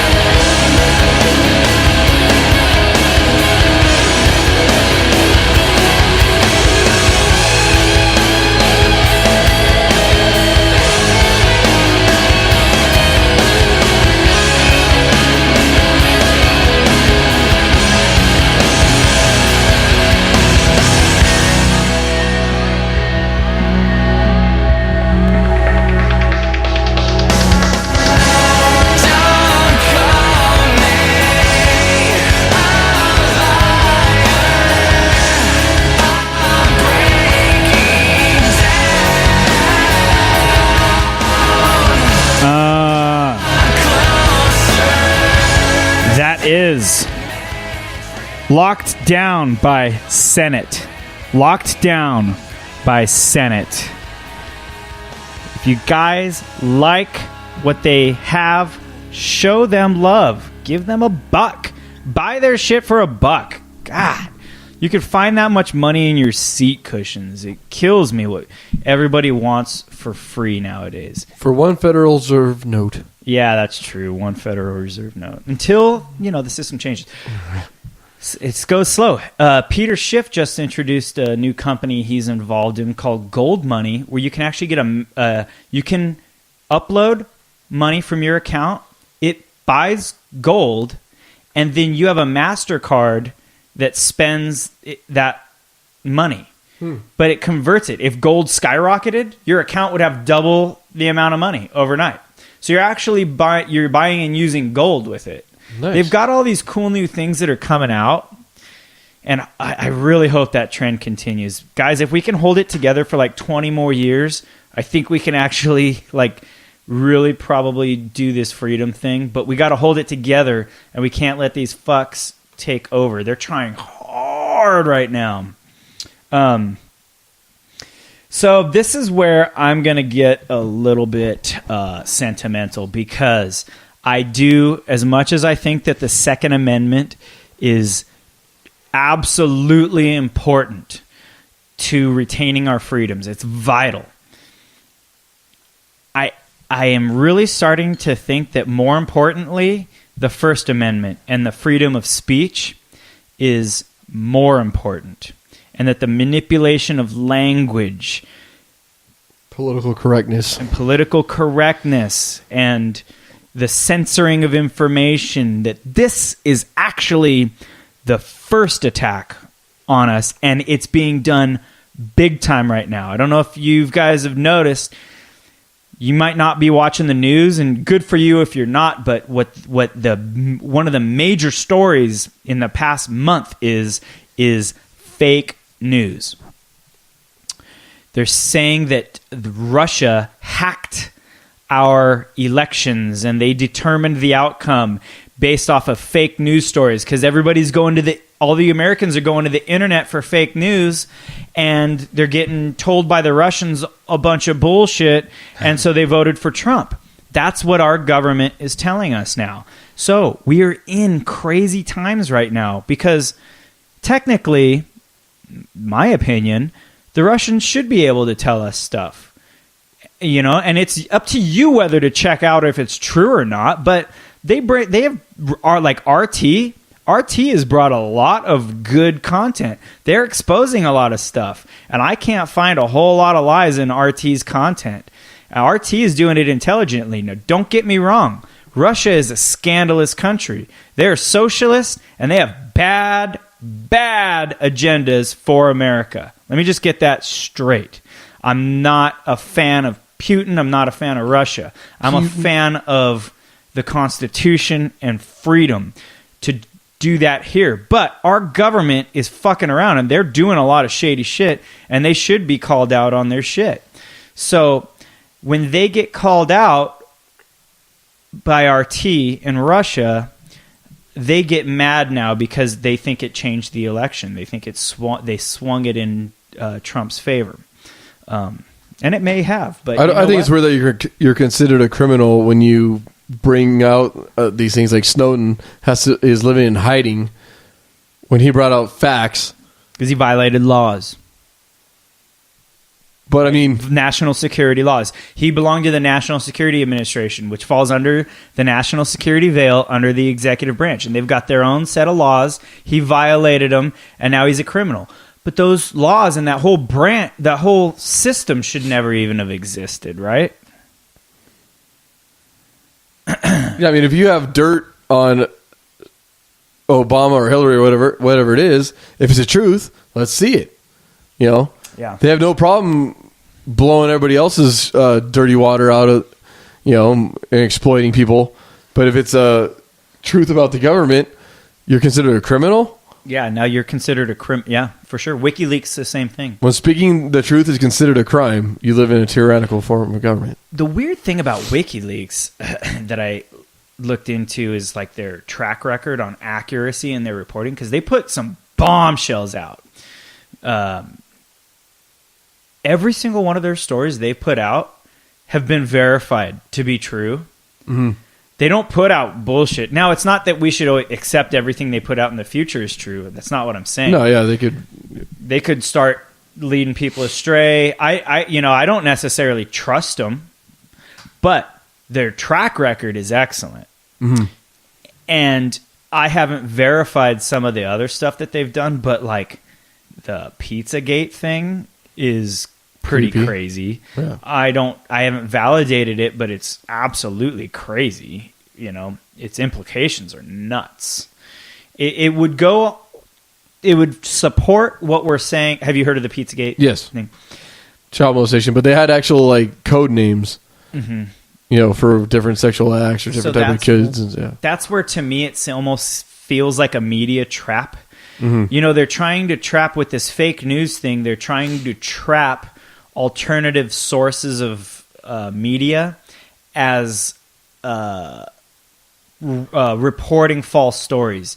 And if you're not mainstream, how could you know it's real? You know, but it's called journalism and investigative journalism, which you don't see anymore. You will need to apply for a license in order to be a licensed media person if you have over a certain amount of followers. And they've done that in other countries. Other countries, there's somebody just passed a law. I want to say it's India, but where they said if you have over 10,000 followers on your social media account, you have to apply for a license in order to be declared by the state to be like an official. Because you're a threat to the state. Yeah. Isn't that crazy? Yeah, but what if you're a kid writing a book report? You're just asking questions, just like investigative journalism. Like, yeah, just and you have a lot of followers. Yeah. You have to do that. So what's weird is, remember how we said the internet is changing the face of the world? This is the new Gutenberg press. This is the new printing press. The old world was led by the Catholic Church, had domination over all the kings in Europe. The printing press changed that because now they could print the Bible and everybody could read what was in the Bible and they could see that the Catholic Church was lying about it. And it crumbled the power of the Catholic Church. An invention. So what we find is throughout history, inventions tend to crumble major power structures that are being built up. Well, we have a major power structure that was being built up, and then we have the internet that comes around. Now everybody can freely communicate and be able to do all this stuff. We got WikiLeaks, we got hackers doing all this stuff. And it's crumbling things. And now you and me and people like us, we're talking about it. And this is their fight back, is the fake news thing. Yeah, but I would imagine people are smart enough to investigate themselves. Like, you know, I've read but what news. happens I've read when news, you and me have no voice? Go ahead. I'm sorry. I'm not saying everything I say is right. I'm just curious about things I see on television or what we're told. And I'm sorry, but I'm a curious person. I'm going to question it. Yep. You know, I've seen some of these articles on like Twitter or whatever, and it's like something stupid. It's like, no, that's fucking bullshit. Yeah, we got to be able to decipher bullshit or not. Yep. But what's sad now is we've created a society with the political correctness and everything else where it's like nobody can even take a fucking joke. They don't even have a sense of humor anymore. You know? Yeah, true. That's another thing that people are going to need that in their toolkit going into the future is a way to decipher truth from bullshit. And you and me did an episode about the trivium method. And if you guys want to look back in our history of shows, it's the trivium method. And if you don't find what you are looking for on our episode, because we only glanced over it, look it up yourself. The trivium is a method of sifting through bullshit, finding lies. Oh, we called it, that episode was called Thank God It's Fallacies. Mm-hmm. So if you guys want, look up Thank God It's Fallacies, because the trivium method is the Greek method of deciphering truth from bullshit.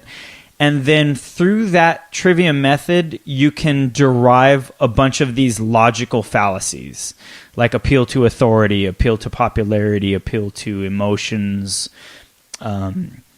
name calling, that kind of stuff. So I can't get into it. We got to continue.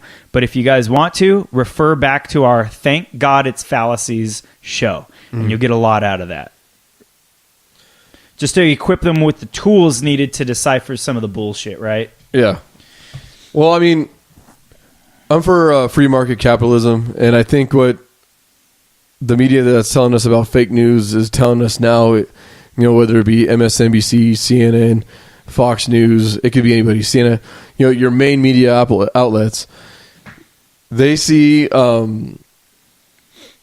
competition. Like, with the internet and this and that, people are like... Yeah, but it's not just commercial competition.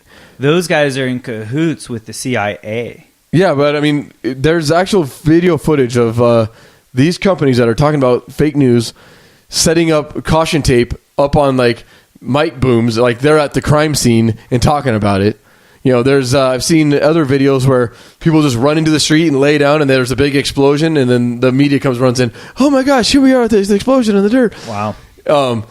Out here, like where we live, California, you get a little bit of fucking rain, and it's a big goddamn deal. It's an emergency. It's a 1 inch of rain. Oh my gosh! And you'll sit there and watch these fucking idiots take their video camera and stick it in the gutter to make it look like the water's larger than it is. Yeah. So is that real? So it's like, or is it? Hey, how about you just drive a little fucking safer and you're going to get a little wet? Yeah. Big fucking deal. You're not in fucking any danger. But I hate the news that we deal with, our local news. It's freak out all the fucking time, Nick,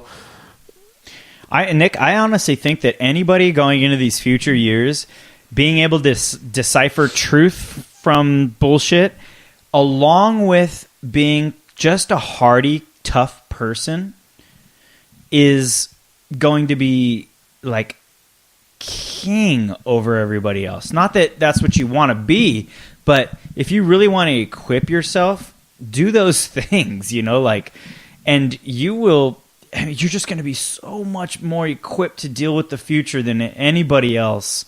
It's going to be invaluable to you having those skills. Let me do this. Yep.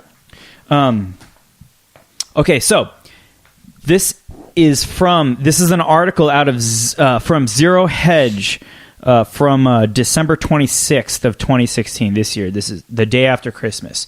It's entitled, Obama Quietly Signs the Countering Disinformation and Propaganda Act into Law. So, I just want you guys to know he signed this into law. He's against propaganda. Good for him. Yeah, right. Greatest president.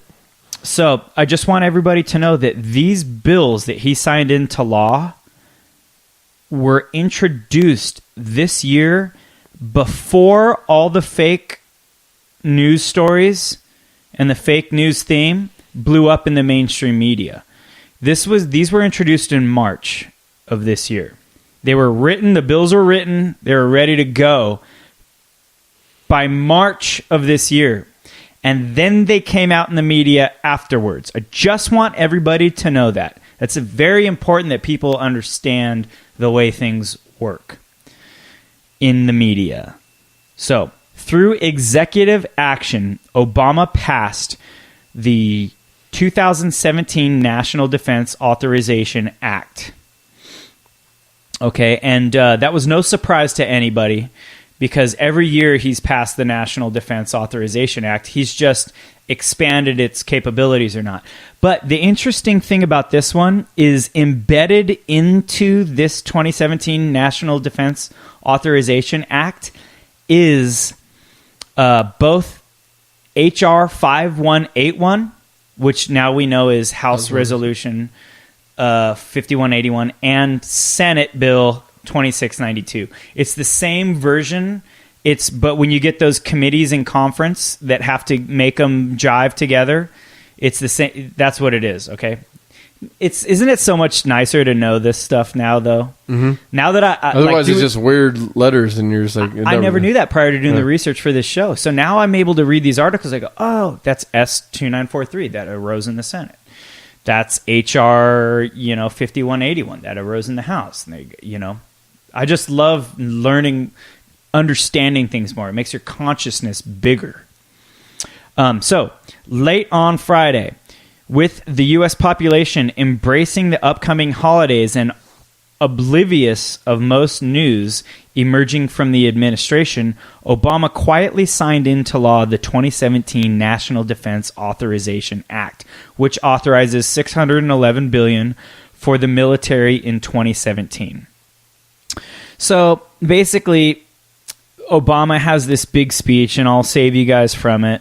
If you want, go to the Zero Hedge article. But basically, he said that he is increasing funds to be able to battle the Islamic State in Iraq and Levant and a bunch of the threats that we have here at home, expand our Department of Defense and Energy, more flexibility in countering cyber attacks. This is how they word shit. But you guys got to know the stuff that they embedded into this. So we expected that out of the administration, to expand their military funding, right? But while the passage of the NDAA and the funding of the U.S. military was hardly a surprise, the biggest news is what was buried deep inside the provisions of the Defense Authorization Act. And deep inside was the HR 5181, which was introduced in June of this year into HR would have been the House. And this was called Countering Foreign Propaganda and Disinformation Act of 2016. And it called for whole government approach without bureaucratic restrictions to counter foreign disinformation and manipulation, which they believe threaten the world's security and stability. In the Senate, it was called the Countering Information Warfare Act of 2016. That's S-2692. That was introduced in March by Senator Robert Portman. And it said, these countries spend vast sums of money on advanced broadcast and digital media capabilities, talking about Russia, targeted campaigns, funding of foreign political movements, and other efforts to influence key audiences and populations. Portman explained, adding that while the U.S. spends a relatively small amount on its Voice of America, the Kremlin provides enormous funding for its news organization, RT. Okay. Surprisingly, Portman continued, there is currently no single U.S. government agency or department charged with the national level development, integration, and synchronization of whole of government strategies to counter foreign propaganda and disinformation. That's because we live in a free state. So, long before the fake news meme became a daily topic of extensive conversation on such discredited mainstream portals as CNN and Washington Post, H.R. 5181 would task the Secretary of State with coordinating the Secretary of Defense, the Director of National Intelligence, and the Broadcasting Board of Governors to establish a Center for Information Analysis and Response, which will pinpoint sources of disinformation, analyze data, and, in true dystopic manner, develop and disseminate fact-based narratives to counter effrontery propaganda. In short, long before fake news became a major media topic, the U.S. government was already planning its legally backed crackdown on anything it would eventually label fake news. Okay? And then it gets disseminated into the media. That's how it happens, people. Fast forward to December 8th, while the Countering Disinformation and Propaganda Act passed in the Senate, but it couldn't pass on its own. it was quietly inserted inside of the 2017 National Defense Authorization Act. And now, following Friday's Obama's signing of the National Defense Authorization Act, the Countering Disinformation and Propaganda Act is now law. It's now law.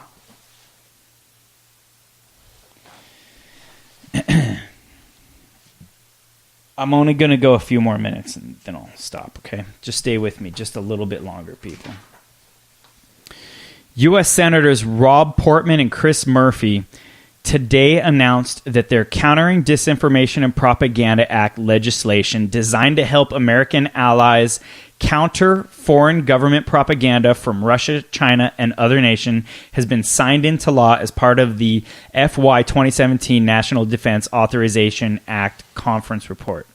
The bipartisan bill, which was introduced by Senators Portman and Murphy in March, will improve the ability of the United States to counter foreign propaganda and disinformation from our enemies by establishing an interagency center housed at the State Department to coordinate and synchronize counter-propaganda efforts through the U.S. government. To support these efforts, the bill also creates a grant program for NGOs, think tanks, civil society, and other experts outside the government who are engaged in counter-propaganda-related work. This will better leverage existing expertise and empower our allies overseas to defend themselves from foreign manipulation. It will also help foster a free and vibrant press and civil society overseas, which is critical to ensuring our allies have access to truthful information and inoculating people against foreign propaganda campaigns. So that's just their statement. They also said, with this bill now law, we are finally signaling that enough is enough. The United States will no longer sit on the sidelines. We are going to confront this threat head on. I am confident that with the help of this bipartisan bill, the disinformation and propaganda used against us, our allies, and interests will fail. So, there are two main things that this bill actually says in it. The first part says how they're going to use the government to battle propaganda, and the second part is how they're going to use public or private companies to do it. Didn't Hitler burn books? Because he didn't want separate types of thinking. He didn't want alternate types of thinking and alternate thoughts. Yes, he did. And look at what George Orwell did in 1984. What he said, how they had the Ministry of Truth. The cycle continues. Yeah. So on the government side of things, it's going to mandate the Global Engagement Center, whatever that is. The Global Engagement Center, the State Department, the Department of Defense, USAID, the Broadcasting Board of Governors, the intelligence community, and other relevant agencies to develop, integrate, and synchronize initiatives to expose disinformation operations. The second part is that private institutions will establish a fund to help train local journalists and provide grants and contracts to NGOs, which is non-governmental organizations, civil society organizations, think tanks, private sector companies, media organizations, and other experts outside the United States government. So let me read this Zero Hedge little synopsis of all this information because I think it's good. And so, with the likes of Washington Post having already primed the general public to equate Russian propaganda with fake news, despite admitting after the fact their own report was essentially fake, while the U.S. media has indoctrinated the public to assume that any information which is not in compliance with the official government narrative or dares to criticize the establishment is also fake news, and thus falls under the Russian propaganda umbrella. The scene is now set for the U.S. government to legally crack down on every media outlet that the government deems to be foreign propaganda. And just like that, The U.S. Ministry of Truth is officially born, and that's a reference to 1984. Nick, unless you have anything else, I'm disgusted with the passage of this law. That is Obama absolutely saying you do not have freedom of speech. He is attacking this podcast with that. It's okay. Just let the government tell you how to think, what to think. Yep. They have your best interests. Keep doing nothing, Let them people. take 70% of your fucking paycheck. It's just going to get better, everybody. If you listen to this, we've been telling you guys this for over a year now, and we mean it. If you think this information is important, study and teach. Study and teach. Study and teach. Get your voice out there, please. And so I'm going to, unless you have anything else, we'll just close it. So remember, guys, if you don't speak out, we can't hear you. And what we're also going to do is this professor that you're going to hear, he's being persecuted right now because in his classes, he refuses to use gender-specific pronouns. He's okay with he, she, but when people come up to him and say, no, you have to use Z, nous toi, I am, and these are people that say they identify themselves as different genders. And the reason I'm introducing this right now is because we're eventually going to do a show about political correctness, the Frankfurt School, and how they are killing our language with writing their own language. The left is. And so he's being persecuted and punished at his work for not using these gender-specific pronouns. They're attacking freedom of speech. They're saying you must say these things. Yeah. You cannot say that. You can't say someone's retarded. You can't say they're a lesbian or a dyke or a fucking fag or whatever. They're attacking his freedom of speech. Now, we think that's ridiculous and it could never happen here. Think again. Things are getting crazy. University of Oxford, University of Toronto, have both written laws in which their employees must use these terms. The City of Ontario. I have it at my work. It's it's coming big time. The it's city we have a policy of equity. Watch it. And do we. Yeah. Watch, it's going to get crazier. It's going to go as far as these. You have protected people, like classes. Protected classes. Yep. And what is that doing for you? All you want to do is come and do your fucking job. Nobody gives a fuck who you want to fuck or suck or whatever. Ultimately, it's going to come down to controlling your speech. Yeah.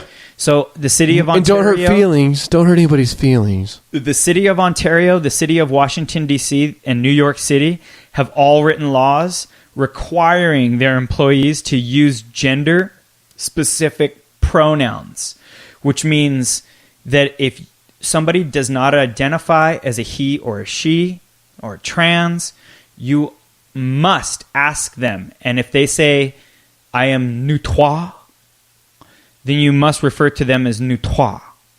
You must. And if you don't, you are in the wrong and you get punished. And how's that making society better? Like, it's not. It's an absolute attack on Western culture, and I'll get into how that works. It gets into the Frankfurt School, and they know that by attacking language, you can blast the foundations from under Western civilization culture. So that's what he's talking about here. This guy is actually in trouble because he's a professor. This dude's one of the smartest guys. He's one of my, aside from Bill Cooper, now this guy's my hero. His name's Jordan Peterson, if you guys want to look. And he has taken this cause head on, and he's gotten persecuted big time for it. But he says he's not going to use those pronouns. He's not going to use made-up words, you know? So, other than that, we bid you guys adieu. We, of course, always think that you guys should own a little bit of silver and gold just to keep yourself safe. If you do, call Swiss America Trading. They've treated us very well. They're not in support of everything we say, so they're not official sponsors. But tell them that you heard about them on the Beacon podcast and ask for Gary Belson. Okay. Other than that, we'll leave you guys there. Nick, if you got anything else? Thanks for downloading. We love you. And keep on educating yourself, and we love the feedback. Love it, guys. Thank you so much. Another episode of Beacon Podcast down. Get to the chopper. Well, why would I put my job on the line to have an opinion about compelled pronouns? I know why. Because the ability to speak your truth is the bulwark against hell. And losing your job? That's nothing. That's nothing compared to where things can go when they go badly. For me, it was just preventative. It's like, this isn't going in a good direction. Well, should you take a risk? It's like, you don't have that choice. You're silent? That's a risk. Now, most people don't understand the risks of silence. I happen to understand the risks of silence because I've been studying them for 40 years. Is it frustrating for you to get so little support for these actions and for your protests? Well, I wouldn't say that that's what happened. And I don't mean so little support, because you're getting a lot of support outside of the university. It's okay. It doesn't matter where the support comes from. Like, I mean, it's disappointing in the same way that it's disappointing for me to say I think the universities now do more harm than good. That's disappointing. But it doesn't. It's not surprising to me. Like, it isn't as if intellectuals are characterized by an intrinsic moral superiority. Oh, they're smart, so they'll leap to the defense of what's right. It's like, no, there's no evidence for that. Intelligence and moral wisdom aren't the same thing. Like, and if you're corrupt and smart, all that makes you is way more treacherous. It doesn't make you less likely to be corrupt. It just makes you much more. You're 50 snakes instead of 2. Or you're 56-headed snakes instead of 2. Like, I've had clients who had very serious personality disorders, who were very intelligent. It's like, that's not necessarily a good thing for them. They're just better at arguing for their pathology to themselves. That is a real problem, where people automatically assume that intelligent people are going to be healthy. Yeah, well, they're healthy in that often they do better in the world, because their skills skills are more marketable and so on. But there's no evidence that there's any relationship between intelligence and morality. I mean, God, let me tell you a story, man. One time I had this client. This woman was just ruined. She looked like a street person, and she had very dirty clothes, and she was so shy that she couldn't even approach you. She had to shield her eyes from you as if you were emitting light, and she did that to everyone on the street. Like, she was bent over and humble, like a Chinese peasant brought before the emperor, And one of the things I was doing with her in behavior therapy was trying to just get her to present herself in a more normal manner so that people wouldn't shy away from her and, be instantly prejudiced towards her. And she'd come to the behavior therapy clinic. And she wasn't bright, this woman. I think she had only had like a 7th grade education. She was quite intellectually impaired, and she lived with her sick aunt who was schizophrenic and who had a satanically possessed alcoholic boyfriend that was always tormenting my client. She lived in absolute hell. But she had this dog, and she used to take it out and walk the dog all the time. And then she'd actually come to the behavior therapy clinic, partly because of her own problem, but she'd come to this place called the Douglas Hospital, and she'd been an inpatient in the Douglas Hospital. And in the Douglas Hospital, there were these long-term psychiatric clients, and they looked like something out of a Hieronymus Bosch painting or Dante's Inferno. I mean, this is way worse than One Flew Over the Cuckoo's Nest. These people were seriously destroyed, and they couldn't be let back out on the streets during deinstitutionalization. Like, they were lifers. And she had decided that part of the reason she wanted to come to the hospital was because she had been institutionalized there, and she thought that maybe when she took her dog out for a walk, she could go and get one of those damn inmates and take them out for a walk too. Now, that was a person who was immoral, dumb as a post, just screwed in 50 different directions, nothing going for her. And she had the bloody moral capacity to decide that there was someone worse off than her, and believe me, that wasn't easy to find, and that maybe she could do them some good if the hospital would let her, which they didn't, by the way. Yeah, well, that's the story of the soul. That's not the intellect, that's for sure. So I didn't expect any support from my from my colleagues. And it isn't that I don't care if I got it, but it's in some sense it's irrelevant. It's irrelevant to me because my goal was I'm not saying those goddamn pronouns. And the reason I'm not saying them is because they're made up by left-wing ideologues. And I don't like left-wing ideology. I don't like ideology, period. And I know where corruption of speech leads. And I'm not going there.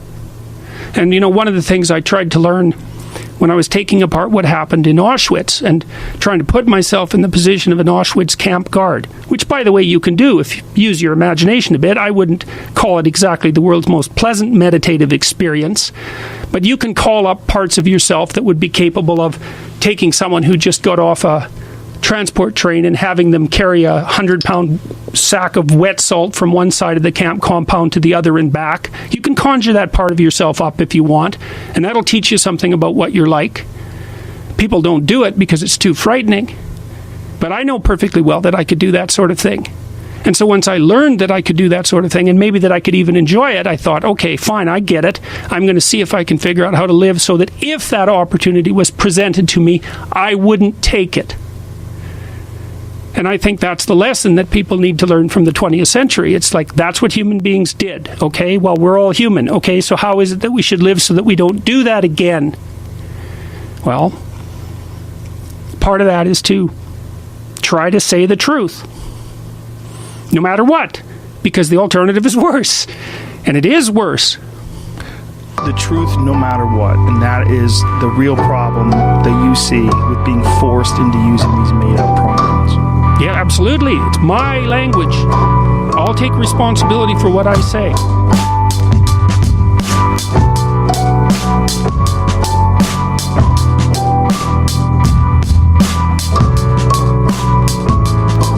No compromise, but willing to sacrifice. Believe what you want.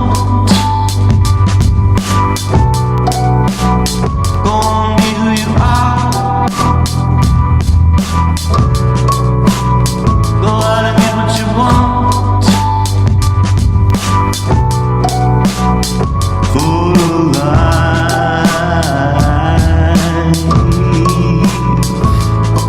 The stone is thrown, it's coming fast. Next thing you know, it's crashing through the glass. Now we're down on our knees, picking up the scraps. Whatever it takes, we're gonna build it back. If you don't speak out, we can't hear it. All is always here, in spirit, and all those who came before. In spirit,